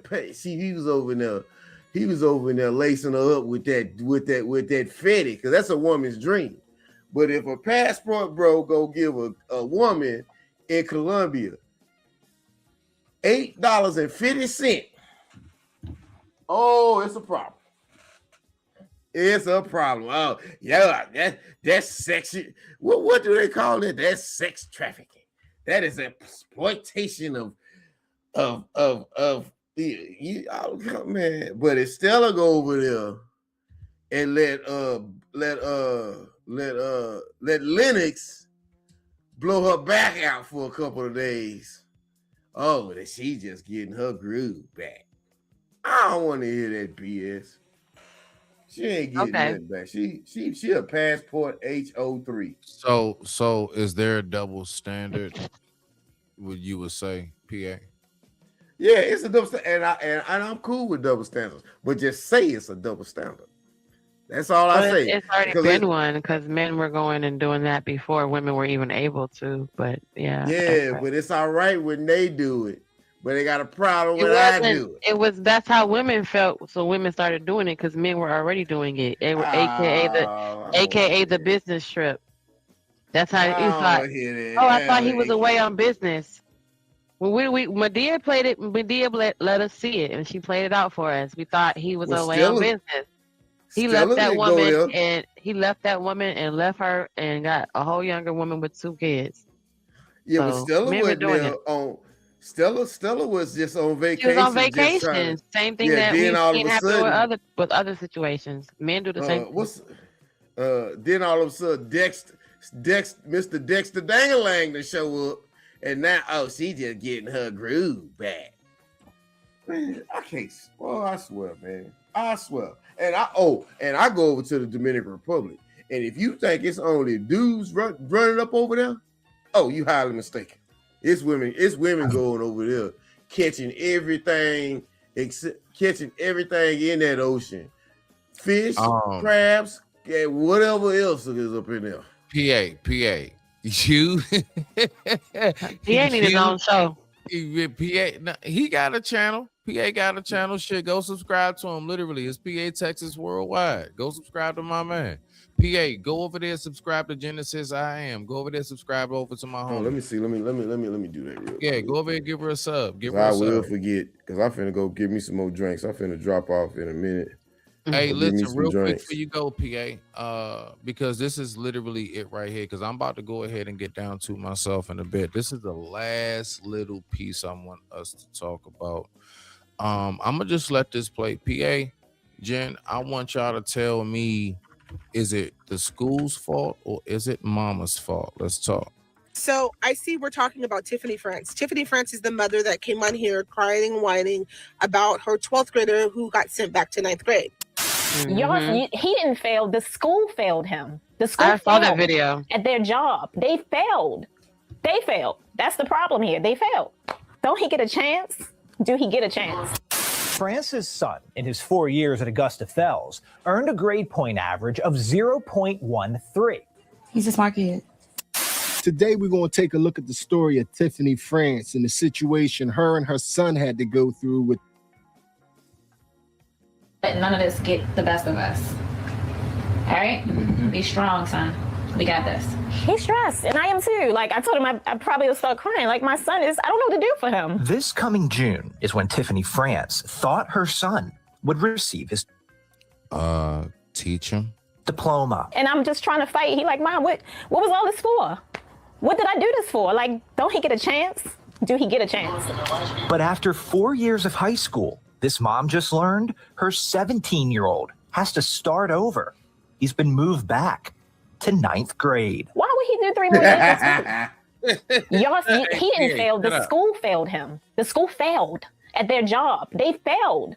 They failed. That's the problem here. They failed. They failed. He didn't deserve that.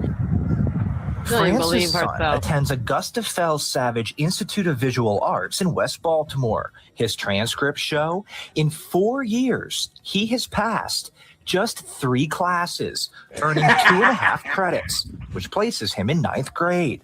But France says she didn't know that until February. She has 3 children and works 3 jobs. She thought her oldest son was doing well because even though he failed most of his classes, he was being promoted. What? His transcripts show he failed Spanish 1 and Algebra 1, but was promoted to Spanish 2 and Algebra 2. He also failed English 2, but was passed on to English 3. It's called No Child Left Behind. I'm just assuming that if you are passing, that you have the proper things, to go to the next grade. And, the right grades, you have the right credits. As we dig deeper into her son's records, we F can see stands for in his fantastic. first 3 years at Augusta Fells, he failed 22 classes and was late or absent 272 times. But in those 3 years, only one teacher requested a parent conference, which France says never happened. No one from the school told this mother her son was failing and not going to class. Yeah. France's son, in his 4 years at Augusta Fells, earned a grade point average of 0.13. He only passed 3 classes, but his transcripts show his class rank is 62 out of 120. This means nearly half of his classmates, 58 of them, have a GPA of 0.13 or lower. He's a good kid. Like, he didn't deserve that. Where is the mentors? Where is the help? Yeah, I do realize they're saying these black kids are dumb. I don't know if I'm the only one picking this up. Let's just No, finish this goes into your other video the other day too. And We that grade almost scale I done with sent this. you. Mhm. Yeah, we almost done with this real quick. Soon as it's over, because I ain't gonna talk, get to the part where the dudes start talking. So let's just finish up this segment right here real quick. For him, I hate that this is happening to my child. In your opinion, did the school system fail this child? Absolutely. This city school administrator who works inside North Avenue asked not to be identified for fear of retaliation. That school community failed this student. This administrator told Fox And the 45 other News 58. city schools fail because it has protocols and interventions set up to help students who are falling behind or have low attendance. In France's son's case, they didn't happen. I get angry. There's nothing but frustration. We see on the news the crime that occurs, the murders, the shootings.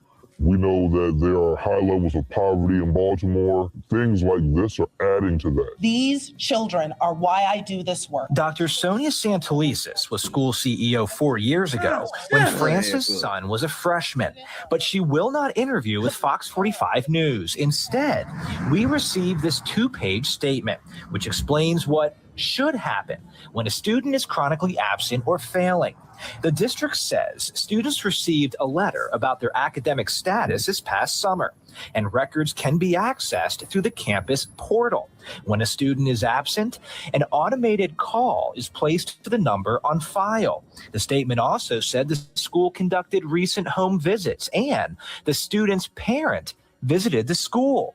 But France says none of that happened. What this statement does not address is why France's son was promoted despite failing classes. It doesn't discuss his class rank or the 58 other students with a GPA of 0.13 or lower. But it does say North Avenue is reviewing actions that impacted student outcomes at the school prior to this year. It took a lot for me to just build the courage to do this. Like, if you were to talk to this mom, what would you say to her? You know, I didn't have a hand on the student, but Go ahead, PA. That's what I tell her. Y'all retarded. No, you can't say that word either. So he is. Oh, my fault. Yeah, Bad word. Yeah, you can't say that, PA. It's all good. I gotta find a way to edit this bad boy. Goodness gracious. I would hug her and I would apologize profusely. and he feels embarrassed, like he feels like a failure. And I'm like, you can't feel like that. He is. And you have to be strong. You gotta keep fighting. You know, life is about fighting. Things happen, but you gotta keep fighting. Oh, Did you? But I don't understand. Did she fight to check his homework? No, and he's willing. He's trying, but who would he turn to? And the people that's supposed. Hold on. Say it again, Jim. My bad, beloved. No, I mean, we got the gist of it because I saw the original video that he recorded in their house when he was talking about it. Saying, I mean, what's going on with this? You can he walks around with a smirk. F school, F curfew, F homework. Some parents' argument is that they aren't able to help their kids with their homework because the homework has changed, so the work has changed so much that they don't know how to help them. That's legit. If you really can't do algebra and you didn't pass algebra, and your kid has this new algebra, whatever it is. But I'm not I can't say the new math or whatever it is. I can't say what a parent's supposed to be doing, but I do know that all my life that's one thing that my mom, and that's one thing as my even with my sister and her son, just like the people around me that have kids, there's always been a very aggressive effort in making sure that they were aware of what was going on in their kids' school. Even for myself, when I didn't pass way back in high school, I mean, I'm just shocked to see how much has changed to where, well, they said it hasn't changed that much, but they still let you know your kid's failing. It's just that they're saying that you haven't got the information. Like he said, the information is sent to the address on file. We already know that the kids don't give the right address, so they're smart enough to know, how to circumvent the system so that this mail don't never get to their mama to the school send something. They almost pride themselves in knowing that, that they not gonna get them the shit sent to their mama and all that shit like that. So it's just interesting to see that. And then she's not even talking about the fact that he only passed 3 classes in 4 years. She's more concerned about how the school failed him instead of looking at the fact that 58 other students have also not passed. I get her point in saying that it's all the teachers can only do so much, but we also still understand that. Come on, you guys. I mean, come on, Smitty. We also understand that there's so much that your mom is supposed to be up in your business, and to think that he passed just because he's passing. But remember the video you played the other day, Smitty, on your live in the morning with them just passing the kids. Wait. Which one? The one with the move. Remember I sent you the grade scale, and I'm like, well, they're just passing them. They're changing up the grade scale so that it's not so harsh. Yes. So, and then I played it on my thing. Right. So he got a 51, which according to that grade scale is a D. It's a C. Remember, because a 44 was a D, and a 30-something was still passing. So technically, according to the grade scale that they sent out, that grade scale says he is passing. But I still think it's what happened to the mom's effort in making sure her kid was on track. And then how come she's not outraged with the fact that he himself only passed 3 classes? And then y'all, at least he didn't pass the core classes like the algebra and the English. He didn't pass the ones that you absolutely need to go to the next grade. So how is that happening? And the mom, she's talking about, she's supposed to have so much effort into getting her child's education, like knowing about it. They're not going to come to your door and knock on the door and let you know your kids. Them days, they don't do that. You know what I'm saying? That's an old school method. You're supposed to still be interacting with, and there's a portal. The portal is on your phone, Mom. All you gotta do is pull up the portal, your child's name, and you see his grades and you see what he's doing every year. I'm confused. What happened to her job? She want to cry, but you want to cry because your kid legitimately don't know how to read and write and none of that. He has only passed 3 classes in 4 years. You're not mad about that your child? The 3 teachers said, "Bump that, don't bring that back over here." And then he didn't pass the right classes. At least you didn't pass English, right, math, and the 3 R's. You're supposed to pass them 3 R's. Damn the rest of that shit. But you get that math out the way. You get that English, that science, and core classes. But see, Smitty, they told us when I was in high school, this is the classes that you absolutely got to pass. The rest of the shit you can pass or fail and you'll still go to the next grade because English and writing and all that meant were core classes to go to the next level. So I don't know how, I don't know. My mom was all in my business during high school with that shit. So I don't even know how you don't be in their business like that. So what do you think it is real There's quick? There's a portal. That means she could have pulled it up on her computer, her laptop, her phone, her iPad, her TV, her smart TV. Right. It's a portal. So she don't care. It's gonna be funny. So let me ask you this, Jen, crazy. what do you think about this comment right here from Scorpio Light? Shout out to you, beloved, saying some children will slip through the net if classes are big, but parents should be checking. Yeah, but the class slipping through the net thing now, and I mean, I can say that I worked on. Okay, so I was gonna say, right, slipping through the net thing right now is probably not as what you're, back in the day, yes, but right now there's so many different ways. It's like they said, there's so many other ways. There's so many alternative learning styles now. There's whole classes where there's no books and everything's hands-on. So where they find a way. I don't know, but I know that much. I worked the No Child Left Behind campaign when Bill Clinton was in office, and they initiated $1,400 or $1,500 per student, and they would send them to Sylvan Learning Center and Kumon and whatnot. I was one of those people who sat at the Sylvan Learning Center and was testing the 15, 16-year-olds. When you test them, you start off on their actual grade, and then if they can't comprehend and answer the multiple choice questions, you have to go down a grade until you find the level in which they actually can read and comprehend and answer the question.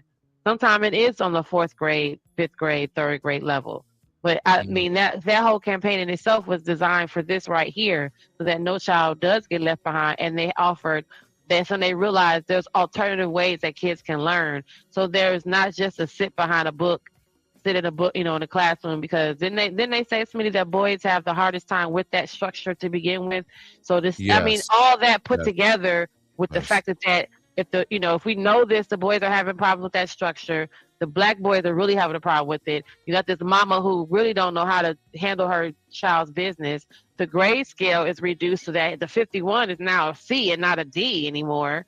I mean, and you think about what you did on your video, how just them passing them on to the next level anyway, because they're trying to get them out the school system and they want that back into the workforce. It's all a big cycle. They don't care if he ever learns how to read. But he's 17. He can't go back 4 more years. He can't. That's why he'll be in adult night school type of thing. He can't go back to high school 4 more years. That's crazy. So then why not just make him take the classes and teach him and test him on the classes that he absolutely needs to be out of high school, instead of how did you let him get to one pass? He was in high school 4 years and he only passed 3 classes. So that means 1 year he passed nothing. Look, his mama saw them report cards. Her ass. There's a portal. She don't have to see your report card. She can log on and see your report card. That's a his mama. Report card. What's F? How you don't? Yeah. How you don't see anything and then you just can't assume because he's passed. That's the ignorant part of it too, y'all. Because the mama, if you were to have a conversation with her sideways about this on the side, she knows that they pass kids unnecessarily. They know all this shit. Man, that woman probably can't even read, man. But she knows what's going on. She knows these kids was getting passed when we was little. and couldn't read. She knew that when she was in school. I Kids was said getting her mad. ass can't read. She got 3 jobs. She sit over there and can't read a lick. I know people like that. And then She how you saw got, the she got report 3 card. jobs, Baby, this but is fantastic. Ooh, what D stands for? That's dynamite. Yeah, baby, that's fantastic. no, that's crazy Yeah, that she that's couldn't it. have not had no clue as to like nothing. What he only has passed 3 classes in 4 In years. 4 So that means years? 1 year he passed nothing at all. And no one calls you, no In one 4 notified you. years. Nothing happened. You didn't check his books, you didn't check and see nothing. And you got, She can't check them, obviously. I don't She know, that obviously just don't can't seem check. right. How do you for 4 years just sit by and don't Look, know? He got a grade point. He had a look, point sweet zero for lady. 1 year. You taking your abilities of being able to read and count to 3 for granted. That woman probably can't count to 3. That's crazy. I know people like that. You think it's a game. And I'm being serious. Now I was been joking and laughing at the little dude. I mean, and he was ranked number 60. And then if they're worried about him being embarrassed, he's worried about him being embarrassed instead of worrying about the fact that he only passed 3 classes. Like, where was your antennas when you were supposed to be sitting your ass in class learning? Why weren't you learning something? Because you know my grandma always told me, my mom always told me, how dare you pass one class and not the rest? So you should have messed up grades in all of them, but not failure. That means you didn't go to class. So you went to the ones you liked and you passed that class. So why you didn't go to the rest of them and pass the rest of the class? You can't answer that when you that little. You when that young. Real talk. I know a They just man didn't right finish. now That's crazy. that's 60 years old and has a high school diploma from us. I could tell you, I'm in Houston area. There's a school, you can look this up. He has a high school diploma from Wheatley High School in Texas. And he is illiterate. He can't, illiterate. He doesn't know what letter comes after J. That type of illiterate. Come on. Seriously though, no, seriously. Oh, you think it's a game? Honey, did you see the boy? His girlfriend told him to say the months in order, and he didn't say. He was like January, May, February, March. Like he was all messed up. So I believe that. Like you can't. And it's crazy because all that was. I think I'm making this up. No, I believe you because I just watched this little Is boy. this that Gen Alpha shit? Yes, that they believe 9/11. We got 9/11. Listen, PA, this Gen Alpha, these young boys, kids believe that the reason when 9/11 happened, that's why America decided to establish an emergency line and happened to name it 911 to commemorate the 9/11. Look. They believe that the only reason why we got 911 for an emergency is because September 11 happened. That's our fault. That's our fault. Look, Donald Trump said that George Washington took over. Who said that's our fault? It is. So look, our president is a moron. Okay. So let's not dump on these young kids for thinking that 911 is because of 9/11. It was like, oh my God, that was a great idea to commemorate that event that just, everyone was affected. So in commemoration of that, what a great idea to establish for an emergency of all things to call 911. Man, let's not even dump on these kids. There's an old running back from the Houston, Texas by the name of Arian Foster. He used to play for Houston, Texas. It used to be a club we used to go to over here close to downtown called the Gatsby. She named her daughter after the club that he banged her up in the bathroom. And him. The kid was named Gatsby Foster.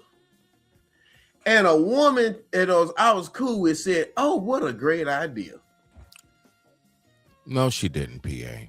Yeah, okay. I'm making this up. I ain't that funny, bro. I'm messing with you, bro. I ain't that funny. Gatsby Foster. There's somebody named Gatsby Foster. I don't even know if I need to put this man. Gatsby Foster. This used to be a club. It's closed down now. This was Arian Foster, man. This was like 15. This might be 20 years ago by now. That's how old I am. But anyways, she named the kid Gatsby Foster. And I was in New Orleans at the Essence Festival. And a little young lady said, "Oh, I think that's a great name." I'm like, you got to be kidding me. You got to be kidding me. So somebody believing that 9/11 was from the Twin Towers going down, the attacks on the what the towers were, not the Sears Towers, whatever towers they were called. You know what I'm saying? World Trade Center. The World Trade Center, yeah, World Trade Center 1 and 2, and 7. There was 3 buildings that went down. You know, so if people think that that's, I believe all of it, man. Yeah, you ain't telling me nothing. These people's idiots out here, man. This dude was ranked number 60 something in his class, and he had straight L's for 4 years. What the hell did the other 50 behind him? What they have? And them 3 teachers was like, "Oh hell no! Don't bring him back in my class. He gonna get a D-." The only classes he passes with a D-. Boy, he lucky he ain't grew up in my neighborhood. Boy, Boy, so let me ask you this, PA, you know, because we getting ready to get up out of here. Yeah. I need to get up out of here. Yeah, definitely. So on our final wrap up on this. How you do that? Huh? A D-. That's a 56 on that new grading scale. That's a 56 or 54. I guess he got F pluses too. Anyway, man, I'll cut you off. You stupid as shit. Anyway, PA, go ahead. Give us your final thoughts on this, man, before you get up out of here. Whatever it is you want to say, or if nothing at all, I don't give a shit. Man, man, what you want me to say after that report card I seen from the little dude, man? Like how did what you want me to say? You know what I'm saying? He had straight F's and a D-. Goodness gracious. It sounds like notes to a song. Oh yeah, that's probably what his mom was thinking. But anyway, shut up. I'm thinking like what she was thinking, and she's sitting there crying and shit. Come on, man. Right. That was the funniest.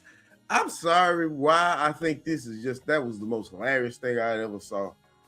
You know, and I'm not trying to be I'm not trying to be like that. Because I went through a whole lot. I grew up in the crack era with a lot of problems in my household. Thank God Uncle Ferg ain't here. Oh man, you remember when that motherfucker? You remember when that motherfucker said we need to learn in cursive writing? I will never forget that. I will never forget you that. Wow. Anyway, but no. Anyway, like what's up? The thing about that, man, is just that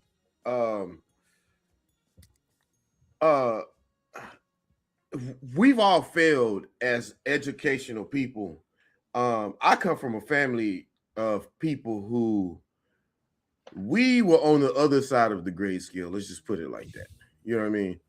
And we helped each other out. We helped, like when our partners was having trouble in school and stuff like that. We'd be like, "Hey man, you don't know algebra? You know, well, hey, these are the concepts." We'll actually try to teach. Sometimes it didn't work, but most times it didn't work. But we would actually try, like, hey, we'll try to give you the cheat codes to where, hey, this is how algebra works. Like this, that, this, and the other. So where they can actually, you know, relate it. You know, we try to help. Man, them cats over there was like, "Hey, man, he doing good. He middle of his class." You know what I'm saying? You ain't lying. Nah. But you know what, though? That is facts, though. Nah, real shit, though.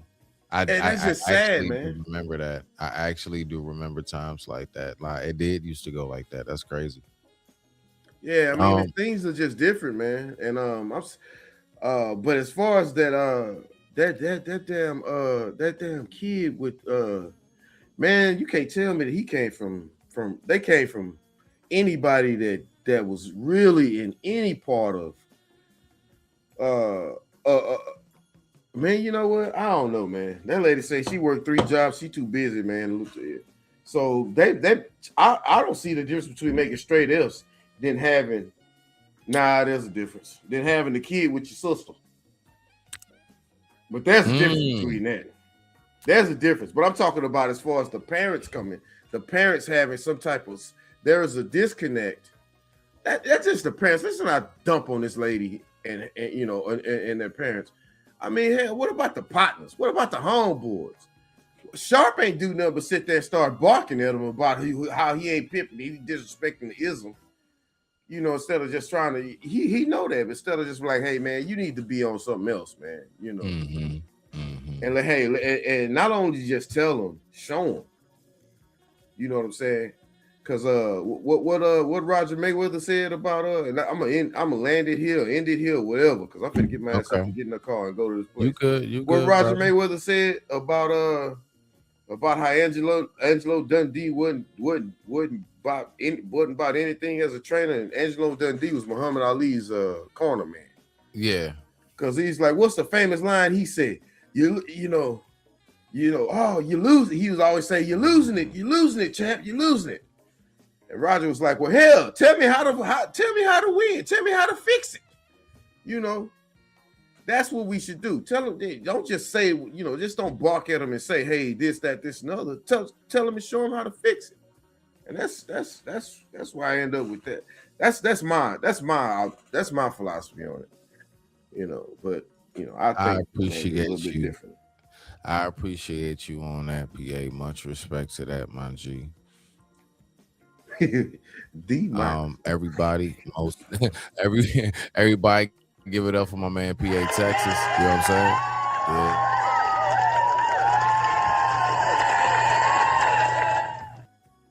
Thanks for having me on the show again, man. I'll try to pull up. I can tell I gained 10 pounds over there while I was on vacation. Man, hey, look, PA, you already know, bro. It's always a pleasure when you come through, my G. Again, hey, y'all, anything you see me wearing from another country that's Spanish, PA sent that to me. Every time he go out somewhere, this man sent me a hat, a shirt, or something. So shout out to PA Texas. I'm gonna talk to you, my G. Much respect. All right, man. I'm finna hit the club and drink some more. Oh, too late. I only got about 40 minutes. Drink some more. Hey, look, man, this was the warm up. All right, now, Jim, what you got? Do you got anything, beloved? What you got? Good night, sugars. Good night. All right. Good night. And with that being said, I digress. My mic is muted. Let's go ahead and let's just tune out. You know what I'm saying? To like, you know, a jam or two on the way out the door, man. Much respect to the family. Definitely, as always, performed by AI, written by yours truly. Let's go ahead and get it in. Respect.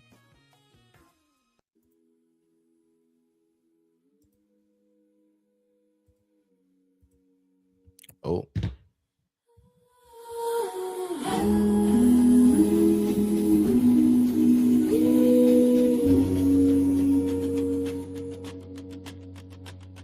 My energy is mistaken for frustration, but really I'm a guy who sat back with observation and patience. Some of our thinking is outdated. Thank you for stopping by to say hi. Thank you. Come again, and while you're gone, tell a friend, Smitty, yes, we heard you. Now go and smash the like button like a burger. Information I recruited at Douglas. My mic is muted, Mr. 7, I'm low.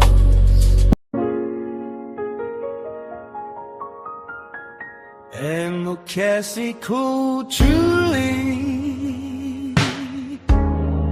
fantastic type of individual, so incredible, unfettables, and I be jamming you, sir, on a regular, though. Told you so slow, he broke, we talking our neck. We be too slow to learn and too quick to disrespect. Take a check, get it back. Stack up a couple racks. I run into my more block patient.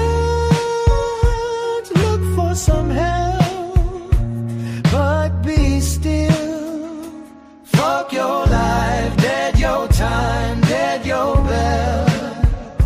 I'm all about peace in my city, no, with no rain. Stay to myself, but extend to my people needing help. Hell yes, Michael, this is Smitty, this is Star, but you can call me C. CJ. If you go around Langley Park after dark, yes, I spot light, clodal of the heavens. And in case you did know, yes, my name is Mr. 7-0. Fuck your life, dead your time, dead your bell. I'm all about peace in my city, no, with no rain, with no pity. Stay to myself, but extend to my people needing help. Here's Michael, this is Smitty, this is Star, but you can call me CJ.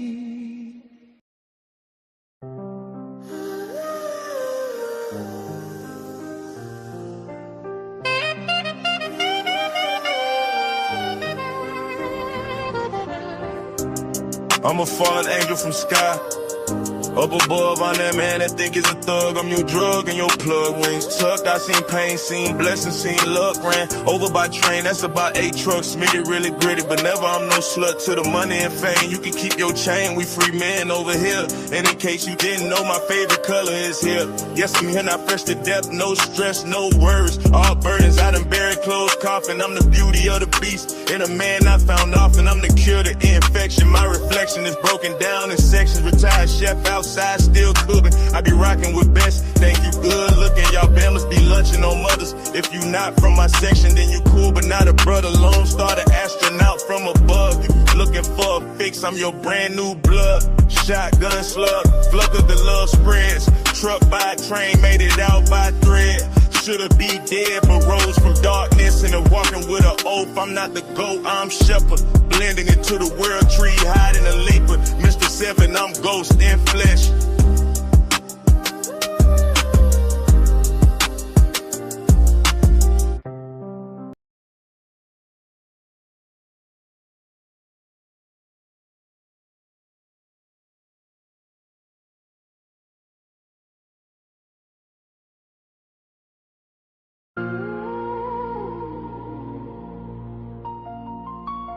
Welcome to the lighthouse.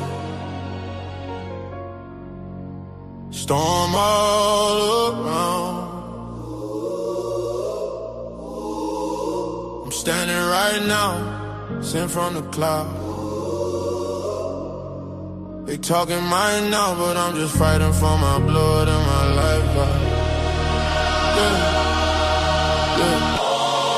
Sent from the heaven, king on 7, trials on trials, still count blessings. Wait on the revelating, heart in heaven. I stay patient, I'm beyond the angels. I am mad, I bleed, I'm tangled. Soul on my back, axe on the strap. Go with the weight of the world in my lap. Touching my can, we doubling back. Pray with my palm, but I'm ready for that. Long Star County King, that greatness. Stand tall, whole county on the wait list.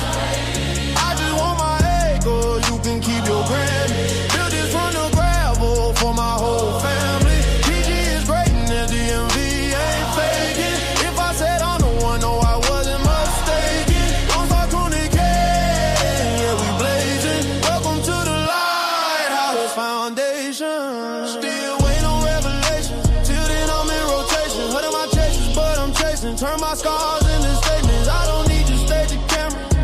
I need these papers. Hand and hammer, still in my spine, still in my hands. Guarding my bloodline, holding this land. They can test, they can try, they can hate me. I've been forging a fire that will make me PG raised. Lone Star in my vein. DMV on the map, say the name. Lone Star County Kings, that's greatness.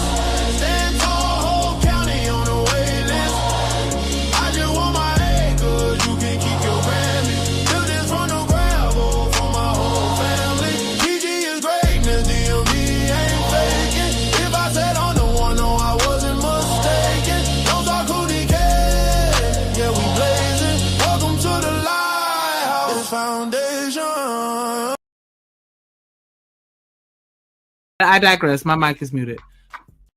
My mic is muted.